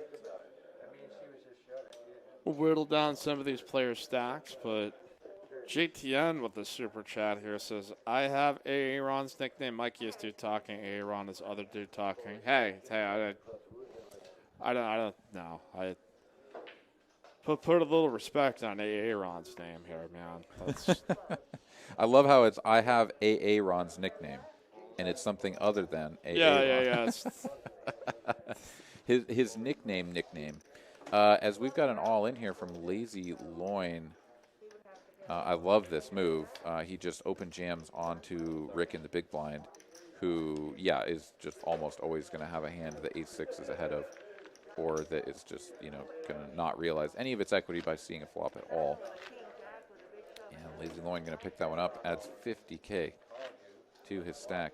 Oh, my goodness, yeah. Oh, and he even did that from the button, so he had to get through the professor as well. But I really like that move. You got an ace, it's going to be good a lot of the time. And even if it's not, you're going to have some decent equity most of the time. So it looks like George has gone for a nice stroll here. Yep. He's a man with a lot of energy, and these tournaments can be very exhausting. So it's just try to put it delicately. George is not a guy who loves to sit down. Like there are some moments in the tournament where I think he's more able to kind of calm himself and be just kind of chill. But yeah, I think he's been around these tournaments for so long. He kind of knows how the timing of these tend to work out. But we've got Judy slightly above min raising here with 3. Dan just calling. He flops an open under. We're going to get a check. And Judy here with a C-bet. Trying to at least take it up. But the one of the few kind of combos that can connect with an open under on this board. Yeah, with what we've seen from Dan, this is actually very odd. And this is something that I always am puzzled by when you get to see these live streams, is that a player, oh my goodness, look at that. It's just, it's set city on the turn here for Judy. It's also a spade, which neither player is probably too pleased about. But I can't imagine Judy's really that worried. Yeah, she's just going to ship the chips. But yeah, the fact that Dan is like, I'll play 5-3 suited for 1.5 more big blinds or whatever it is, after Judy raises from under the gun, but like I'll fold some of the things that I've folded in the past, like just some really interesting decisions. And we get to see it here on full display here on TCH Live. So no shortage of entertainment and action as Judy going to turn that set, shove her chips in, and take it down. Dan not willing to continue with his open ender and bottom pair. So, okay, if we're 5-handed now, we could do a revote there. Since we're getting closer, I thought by this point we might be down to like 3-4-handed. So this is your chance to rock the vote. So just go 1 through 6 around the table. Press 1 for the Rick, 2 for Dan, 3 for Judy, 4 for Bomber, 5 for Lazy Loin, 6 for Professor. And while you're doing that, while you're figuring out who you are ready to vote for, also do us a favor and vote for us. Vote for this program by hitting that like button. Give it the old roundhouse kick, whatever it is that vote you feel yes like on doing. like. Okay, Proposition A, Okay. Proposition like. Hit that button. Proposition, yeah. Help us out.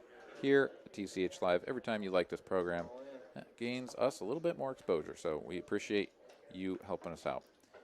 As Rick going to rip it in here with a couple of sevens. Judy doesn't have anything in the big blind, and that one's going to get through. So another raise and take it here on TCH Live. We got a good Raiders Chiefs game going on, 24-21. I haven't really. It's the thing, like, we leave it on the background. We're always kind of talking. We're not actually, like, looking at it very intently, I think. But yeah. I'm going to step out for a second. My phone's about to die. I got to grab my charger here. Be right back. Aaron looking for some power. We're looking for the power of the people here to go ahead and smash that like button for us. All right, Lazy Lauren, our chip leader. Blind spool continue 10K, 20K. Professor deciding not to open here with King 10. He's at kind of a point where he's kind of jam, or there's not a lot of medium space to be able to just min raise it, and then all of a sudden you're going to have to push on a lot of boards. So, and his good decision making will pay off as the bomber has picked up aces. He's got a couple of limps out there. Judy limping out of the small blind. Dan limping on the bottom with queen 9 suited. Well, I don't know if he'll get it. It's 45K more to call Dan in position. It would be roughly like a fourth of his stack to call. And this might be a weird spot where he thinks about it short-handed, that George could be doing this with a number of hands. He doesn't realize he's up against a couple of Rockets, the American Airlines. Let's see what other nicknames, some Aarons, some Aces. So a pair of ones. Yeah. He's got the goods here. And he's got a customer. He's out of position. And he's looking for a flop that connects reasonably well with Dan, but not too well. And that is not the one. Dan is going to hate that flop. Bomber going to feel pretty good about it.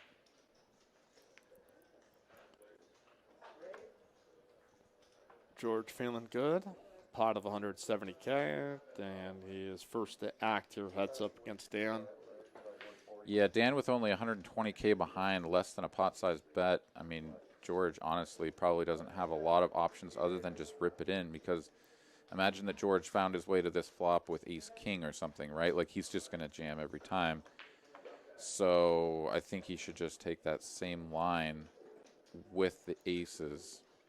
If his opponent's got a jack or a spade draw, like he's just coming along, he might even call with 10s, 9s, something of that nature. But, yeah, his opponent just has a whole lot of nothing. So he's going to try to get him to come along for, 2/3 of his stack instead of all of it. But nothing doing.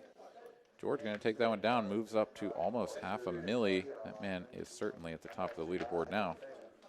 Yeah, we haven't seen Lazy Loin play a ton of hands post-flop. It's either I'm just going to get it in. So it's, you have Dan kind of playing sort of passive. You have Rick kind of playing passive, and Professor just kind of waiting to pick his spot. So it's created a dynamic where it's just either George or Judy attacking the majority of these pots. And George has been able to capitalize, and he's got one of those big chip stacks here. The Professor now with a chance to open, pushes with some 7. Rick has got about just about 12K more in him in chips and facing an all-in with King Queen and several players to act behind them. Yeah, this is another one of those spots where it'll be interesting to see. Okay, I guess it's a pretty quick decision there for Rick. Just not going to stick at all. Gets right out of the way. Judy not interested. George. And the remaining players going to just fold out. So Professor is going to pick up the blinds and antes there. And he'll feel fine about that. He definitely would be very pleased with just getting the folds through when you have the pair of 7s. And yeah, now he has to commit that 50K to the middle, or sorry, 40 of it to the middle for the big blind and the ante. So much needed infusion there for Professor, given the fact that he was, I think, going to be, if not already, the short stack there going into the big blind. Atex Poker. Hey, Mike, what are your thoughts on the Lake Show adding Marc Gasol back to the roster? Marc Gasol was drafted theoretically by the Lakers, but then was traded to Memphis. For the price, yeah, I don't know how much he's got left in the tank. He looked a little long in the tooth, I thought, in the playoffs, and he's got a lot of really good qualities for the price that I think the Lakers are going to get him for. That, yeah, why not? I'm all for it. I think it's a good thing for them, but that's a blip in everything that's happened in the NBA for the last 48 to 72 hours. But the only place where the action's greater, though, is wherever the Bronstein bomber is. A Woj bomb here as he raises on the button with ace-9 offsuit. Lazy loin pushes right over the top, though, with king-10 of clubs. Right into him, says, take that. Yeah, this is gutsy. I mean, it's going to work, but that is a really gutsy play. The one player at the table that can stack you and send you out the door way below expectation. Yeah, but he says, you know what, I've had enough of you opening your button and just don't believe you. V saying, you know, why is he folding 10-10? And I'm not sure if the queen-queen was actually real or if we had a little bit of a misread there or something, but goes all in with. Yeah, it was not queens. And but then he's willing to shove the sevens. This is a very different scenario, right? I mean, and this is something that you really have to recognize. And if you play enough tournament poker, especially, or just poker in general, that you start to recognize the difference between these plays. One play was that you had a player under the gun opening to a large size, and then you look down at a hand like tens, and you have other players behind you that cover you. You know, like that's a tricky spot. Like you've got some information to work with. You don't really know what's going on. The other spot is that you've got sevens under the gun. You're about to hit the big blind, and you've got 10 bigs. Okay, you're going to shove when you have a pair. Like that's a pretty straightforward decision. So anyways, it really depends on the context of the situation there. So.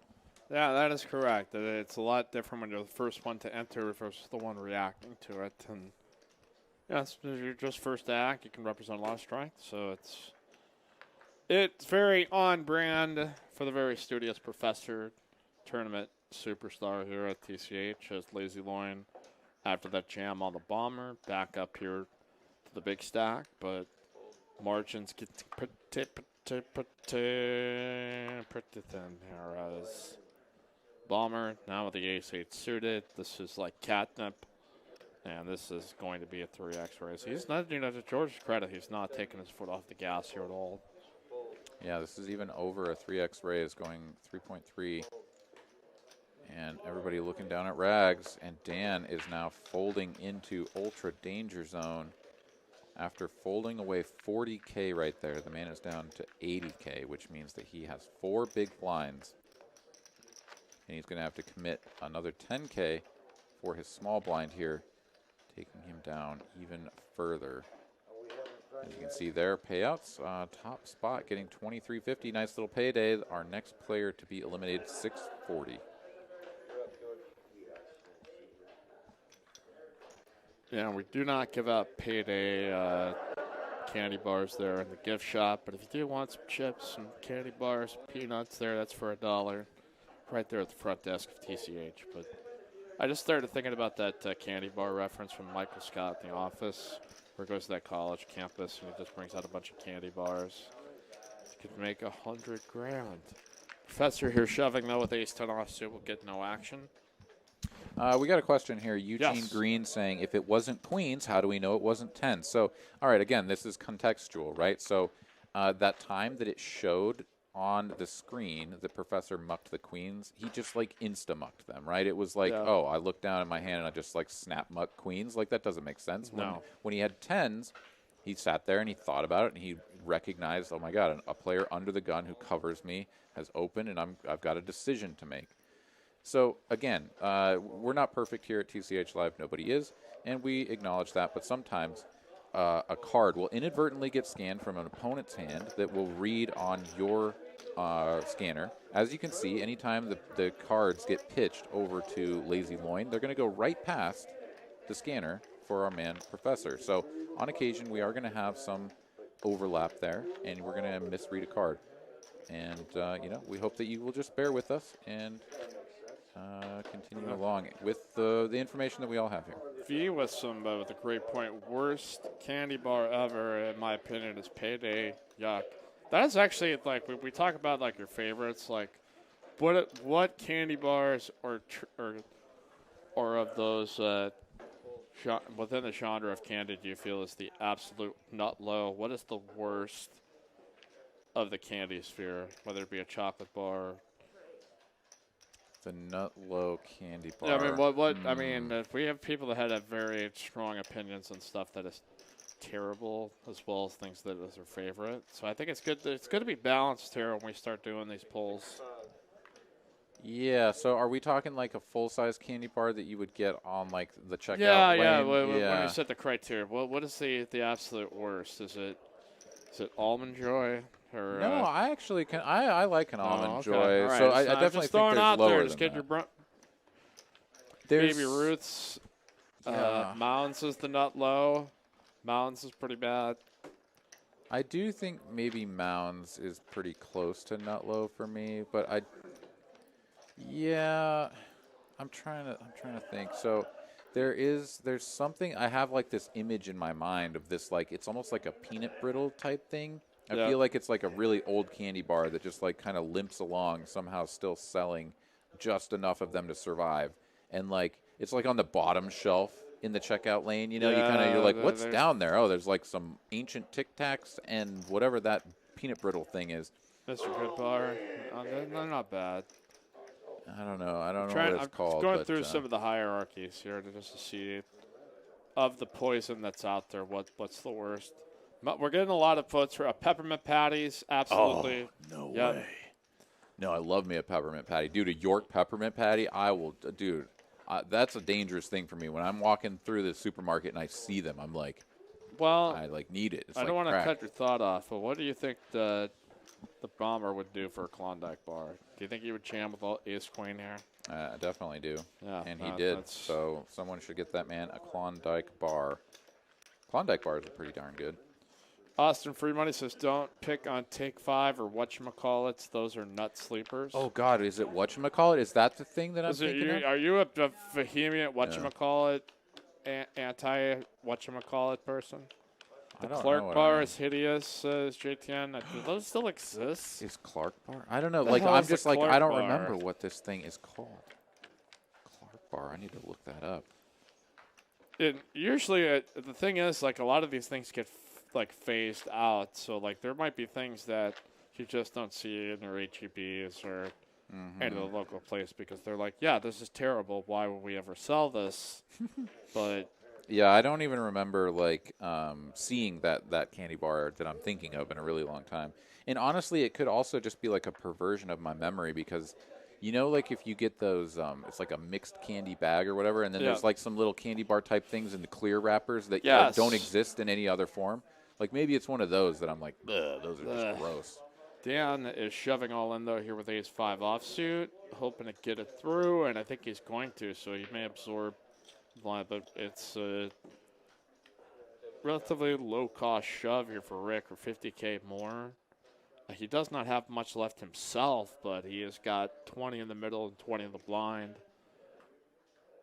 Yeah, this is one of those spots in tournament poker late in the game where it just doesn't even matter anymore. Like, you just shouldn't even look at your cards, honestly, because it's like, if I look at them and I see how bad they are, I'm not going to want to call. But think about what he needs to do. Put 50K in to win 170K. He's getting better than 30% on his money. He's got 40% equity, and he's just going to fold it all away. And now he is just, you know, I mean, they're both in just this terrible spot here with 6 big blinds now. Yeah, that's just pretty tough. Dan going into the big blind, too. So 2 of his 6 big blinds are going to be in play already. Let's see. Moose Duty with a really terrible take. Whoppers suck. Man, can we ban Moose Duty? I thought I was with you up until that point, but be talking smack about Whoppers. I think they're fine. Z Anderson says Zag not as bad. I can't say I've seen it, but that's one. Abba Zabba good, of course. Yeah, somebody's saying in here that they don't like candy corn. I don't know, man. Yeah, that's a pretty standard take, though. That's not like. Yeah, Candy corn is no, fine. Like it's not, but it's also not like you're going on the shelf and you see it only seasonally. Like that's more of a seasonal treat than a Sure. mainstay year-round kind of deal, in my opinion. No, Yeah, but I like, think you could find some candy corn year round. I mean, you might have to go to the dollar store or something, but yeah, you might have to go into the trash and just find it. yeah, you never know. Wherever you can Dumpster find dive it. for it. Yeah, I mean, I like me some candy corn. I also like the little candy corn pumpkin things, like the orange with the little green top, whatever. I like those as well. So you know what? Hot take here from Aaron. I like me some candy corn. We find a lot of stuff that's good that I think we can't rule as the worst. Bob's saying lemon drops are bad. Yeah, I think anything. ATX referenced the licorice from the new curb season. Yeah, that black licorice to me seems like the grossest idea ever. Juju fruits just get stuck in your teeth. This is Nick from Yuma. It's like dots. Like dots used to be kind of good, and then it just seems like they just became like plastic. Yeah, when they're not like fresh or something, they're just like really tacky, right? Like it just like sticks to your teeth. As Dan here going to fold his small blind, jack high. He is now down to 3 big blinds, but he is the proud new owner of that button. So he's going to sit on it as smash it. Like you should be smashing that like button. We're 12 away from 100. You can do it, guys. Put a little muscle to it. Click that thumbs up. Unleash hell on the like button here to get up to a hundo here on Sunday. TCH Live. Mike Gimblett, Aaron, super producer Carolyn. At the controls, Asa in the chat. Let's keep it rocking. We've got all your candy takes here in the chat. I've opened up the spider web here. This is George getting a walk here in the big blind. He had the best of it with the king 9. Everyone else folding away some pretty raggy hands. See, I think if somebody mentioned Twix. I think they're wrong. What like about Twix duds? is good? Like you don't like duds? Twix? Like where do we put duds in the spectrum? Because I think those things were always Milk duds? Yeah, milk duds. That's right. Those always stuck in my teeth, but I liked milk duds better than Whoppers, honestly. Like I don't know why those two. I guess they're spherical, chocolatey snacks, but I always liked the milk duds better. The Whoppers were a little too dry. It's like I wanted to just like eat a handful, and I'd be like, oh, I have a mouthful of chalk now. Yeah. Oh yeah. It's just that bite chalky. into it. That's. Moose Judy says he's blaming candy cigarettes for all my bad habits. Right? Whereas the sound of biting into biting into go. a Kit Kat. Oh, now that's something special. Kit Kats are real good. I think they're somebody said they're the Mac Daddy. I said, are they the Big Daddy Chaz of candy bars?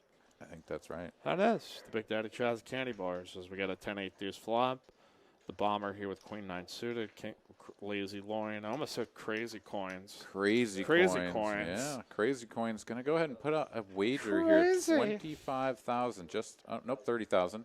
I like his approach too. He's strung them out there like Orion's belt or something. That's as bomber here out of position. He's got gutter to a straight, backdoor to a flush, overcard to the board. This is a little over a big blind. This is a big blind and a half, so this is definitely a spot where he can defend. And then if his opponent slows down on the turn, like say it goes check, check, then he can lead out and try to take it on the river. So I actually don't mind this at all. And he could also just like drill it on the turn too. George is known to do that on occasion. It's going to be a king though, and that is going to drill crazy coin. Lazy Lauren and crazy coins. Yeah, with top pair here. As bomber now still. Wait, now he's going to lead out at this. This is very interesting. So, and Crazy Coin just says, yeah, I'm all in, buddy. I hit a pair of kings. And he stands up, like snap stands up as though like. He does this a lot when he goes all in, though. That sometimes it is just kind of in his nature to stand. And yeah. It's plus EV. Yeah, George going to pat the table, say, you're good, buddy, and fold. So. Lazy Loin Crazy Coin going to go ahead and pick up a nice pot there. That moves him up to 700,000. He's got the loin share of the chips at the table. All right, we've had a lot of good candy takes here. I've not heard one mention of Werther's. Any of you guys love the caramel candies? Those were Yeah, that was definitely something that you'd or like reached butter into the candy. jar Like at your grandparents' house exactly. and got. You know, I you're think like, they're still good. Call me an old grandpa, but I thought they were decent. No, But no, they're no, not they're at the good. nut low, I think. No. Yeah, No. yeah, of course. So Okay. it qualifies the nut low. It's like it's a lot on the lottie line of candies. Ooh. Here's a good one. What do you think of, what are they called? Good and Plenty. Oh, we got Dan shoving in with Jax Okay. though. I'm Okay. sorry. Hot take from. I'm sorry to interrupt. Yeah. This is Okay. we're really getting somewhere here with this, but I'm sorry. Dan's got Jax, and we got to get back on point. But Oh, and the professor has to call. This is one man who knows that he has to call. And I hope he didn't look at his cards yet because this is going to make him just sick to have to call. Oh, my goodness. No, he's already looked and he's already seen. Oh, Yeah, he's like, "I he's have going to to." do it. Yeah. This is what you have to do at this stage of the tournament. And this is why you shouldn't even look at your cards. You should turn them over after you've committed the chips because it's like, this is literally, what is that, 2 big blinds? It's Is it even 2 big blinds? I don't even know. But yeah, he's got to put it in. Got to put it in, find out what happens. That's the second worst hand in poker up against the third worst hand in poker. Deuce versus Jax. Oh, there's All a right, deuce. Deuces. Spade. Dan holding on. Spade would also do it. Oh, he fades it. Dan staying alive here, and he'll be up to 185K. That was the nut low flop for Jax against the 8 deuce with the 8 of spades. Pretty sure. I mean, besides, of course, like deuce. But yeah, wow, that one he's gonna fade all of the outs there. As I've just got an update from Bryson, he's sitting on 3 million chips in the tournament. Fantastic stuff there for You guys man remember Bryson. Runts, like the fruit candy? Those were terrible. I had. mean, like, they my were all right, but, parents like- went to Treasure Island in Vegas when I was a kid, and they brought back this giant like glass bottle of Runts candy. Mm-hmm. So like I had all of it, but I didn't. I just would not mess around with the bananas. I thought it was God. great, but it was like kind of clearly awful for your teeth. But Did I you mean, not that ever- anybody's eating candy going, yeah, this is really good for me. Yeah. All right, we got the professor jamming with deuces here. Brick is going to have to call because he's got a lot of chips here in the big blind.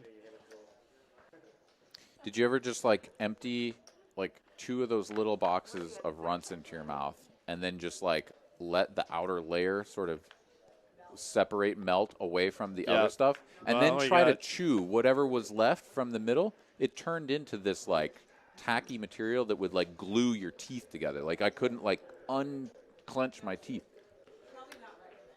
Yeah, no, I Well- don't think it was. Maybe a good way to like lose the baby teeth though. Like if you It needed to like is. rip them out, they were like loose, and you just needed to go for it. Well, while all this is happening, Rick got eliminated here as our 6th place elimination here. It's deuces hold up against Queen 7. Got to be kind of a scary board there for the professor, but sometimes he does get unlucky, but when he runs good, runs pure, Excellent. wins the flip. He is a dangerous foe here as he's still hanging on. 5-handed, the bomber. We've got Lazy Lauren. We got Punch and Judy. And we've got Steely Dan. We have lost the Rick. So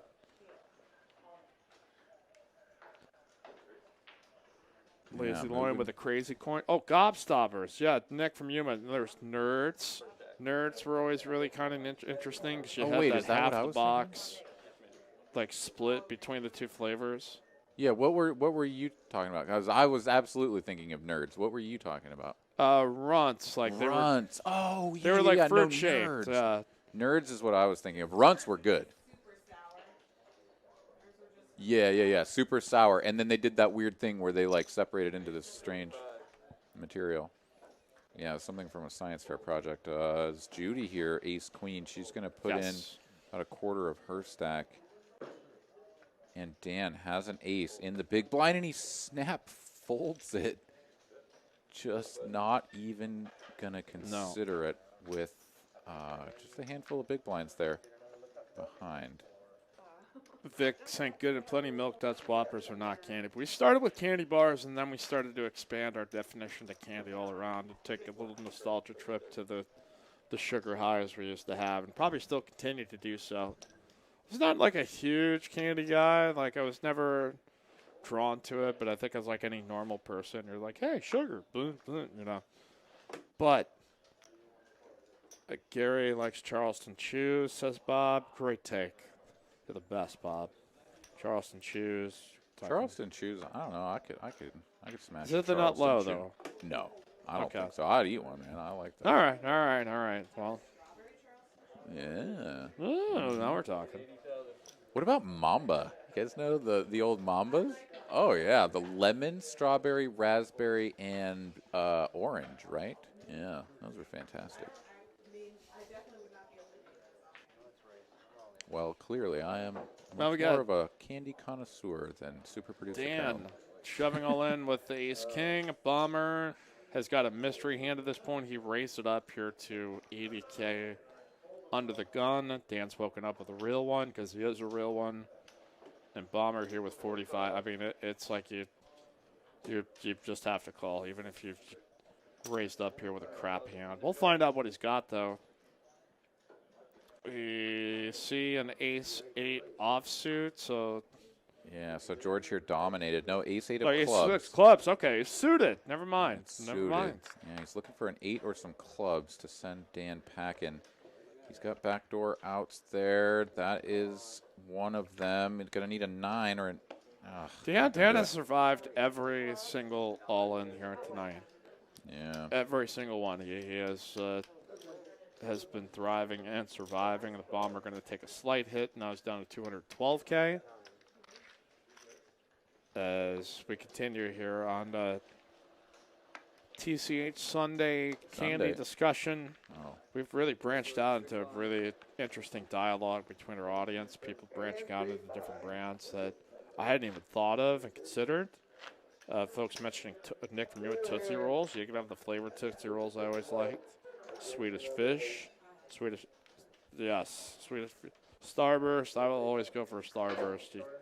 I'm like 10 years old. I can still, if you give me a Starburst, those are going down. So. Oh, yeah, absolutely.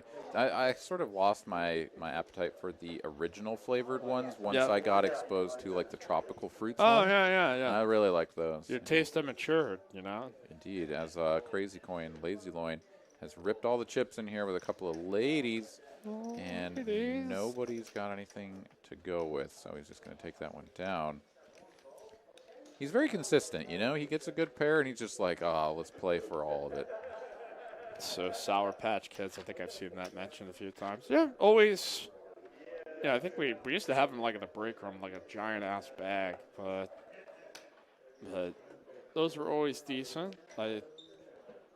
It's too much sugar on it, though, that I can't ever commit to having it because it's just messy. It just seems kind of verbose to have that much sugar on it, you know? Indeed. As Word I Dan did not here, expect to use to describe. Dan with some freshly found chips is going to limp with the ace-8 of diamonds sitting on just over 10 big blinds. Judy on the button just lets go of her ace-deuce of spades. So, yes, we've got some very tight play here happening as Mad Bomber now sitting in the small blind. He's like, you weaklings are going to limp all day. I'm going to rip it in with the 8-5. And Crazy Coin has found the queens again. Wait, what? No, you don't think that's right? We must have an issue with one of the queens. I mean, this is the second time we've seen that, and the second time the hand has been folded. So we clearly have a card misread error here. We apologize to everyone watching. These players are not folding queens. This is not some conspiracy. No, that's especially for that sizing. That like we had it before once where a queen was really a king. The Queen of Hearts and the King of Hearts, yeah. So something like that. That's just like. But it's got to be something different than that this time because, well, yeah, even I think know. a king queen he might consider. Could have been. we had that same I issue. can maybe go to the replay here and see if that was a possibility here on the pitch. But yeah, no disrespect to our boy Jordan. He's getting them hands out there, but do not yell at Lazy Loins. Yeah, that's Well, we'll continue here on TCH Sunday. Sunday. As yeah, we'll try to avoid having this happen in the future. But you know, as with any program, there are going to be some hiccups every once in a while. So thank you for bearing with us. Thank you for coming here and joining us this evening. Make sure you hit subscribe for all of our future broadcasts and help us out. Hit like. We're over the 100 mark, so good on y'all. Thank you all for doing that. We appreciate you, and we will, be back here again on Friday. So day after Thanksgiving, come and get yourself some TCH Live action. Yeah. As you heat up some leftovers and kind of chill out after the long day of cooking and just chilling and having a good time there on Thursday. Potentially one good football game in there.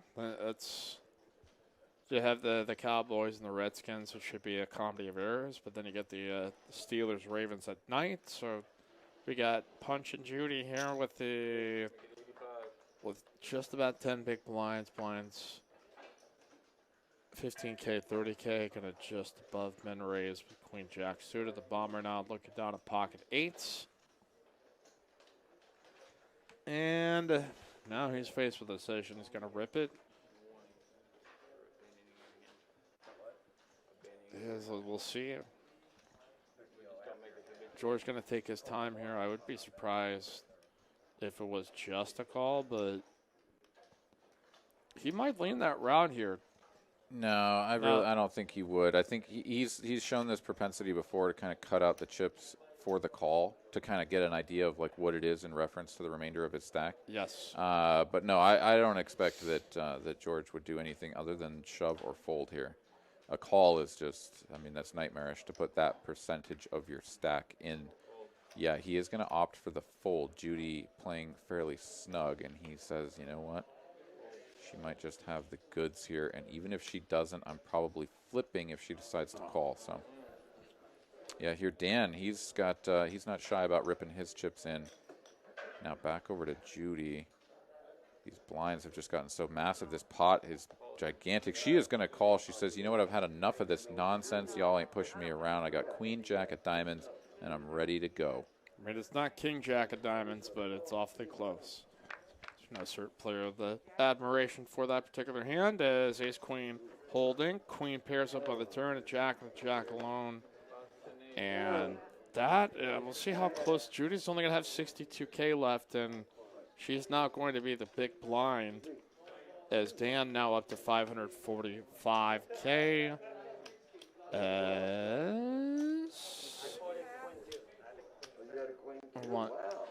Watching a tournament final table here happening on this.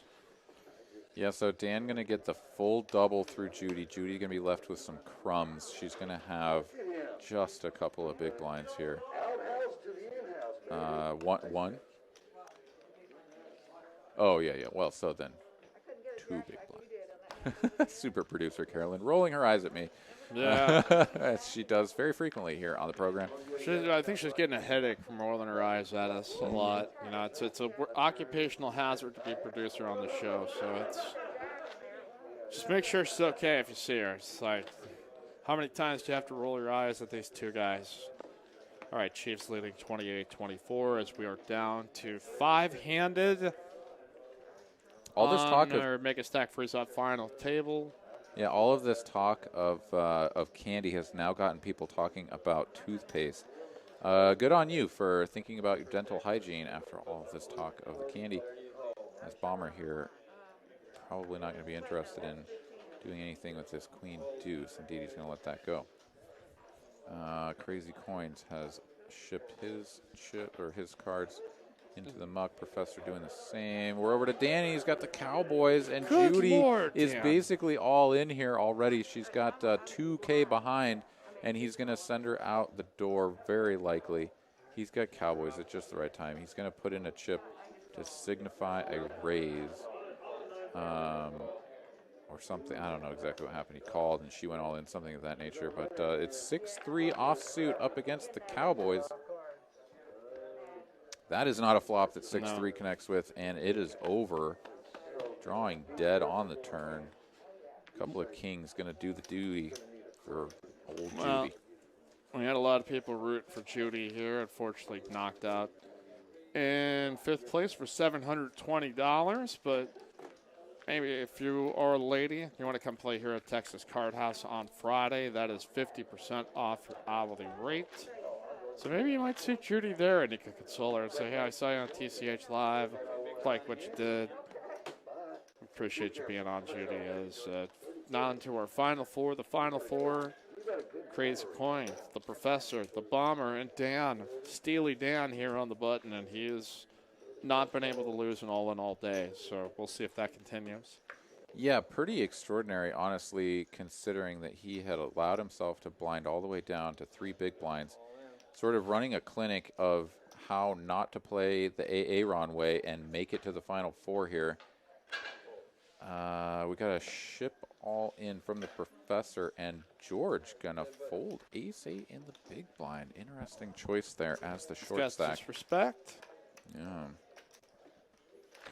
So George is going to post a small blind now, sitting on only 6 big blinds. So the fact that he released with an ace, sort of interesting. He's one of the players that I would have thought might be a little bit more inclined to do that, but no, he's going to hold on for dear life just a little bit longer. Drop down to 6 big blinds.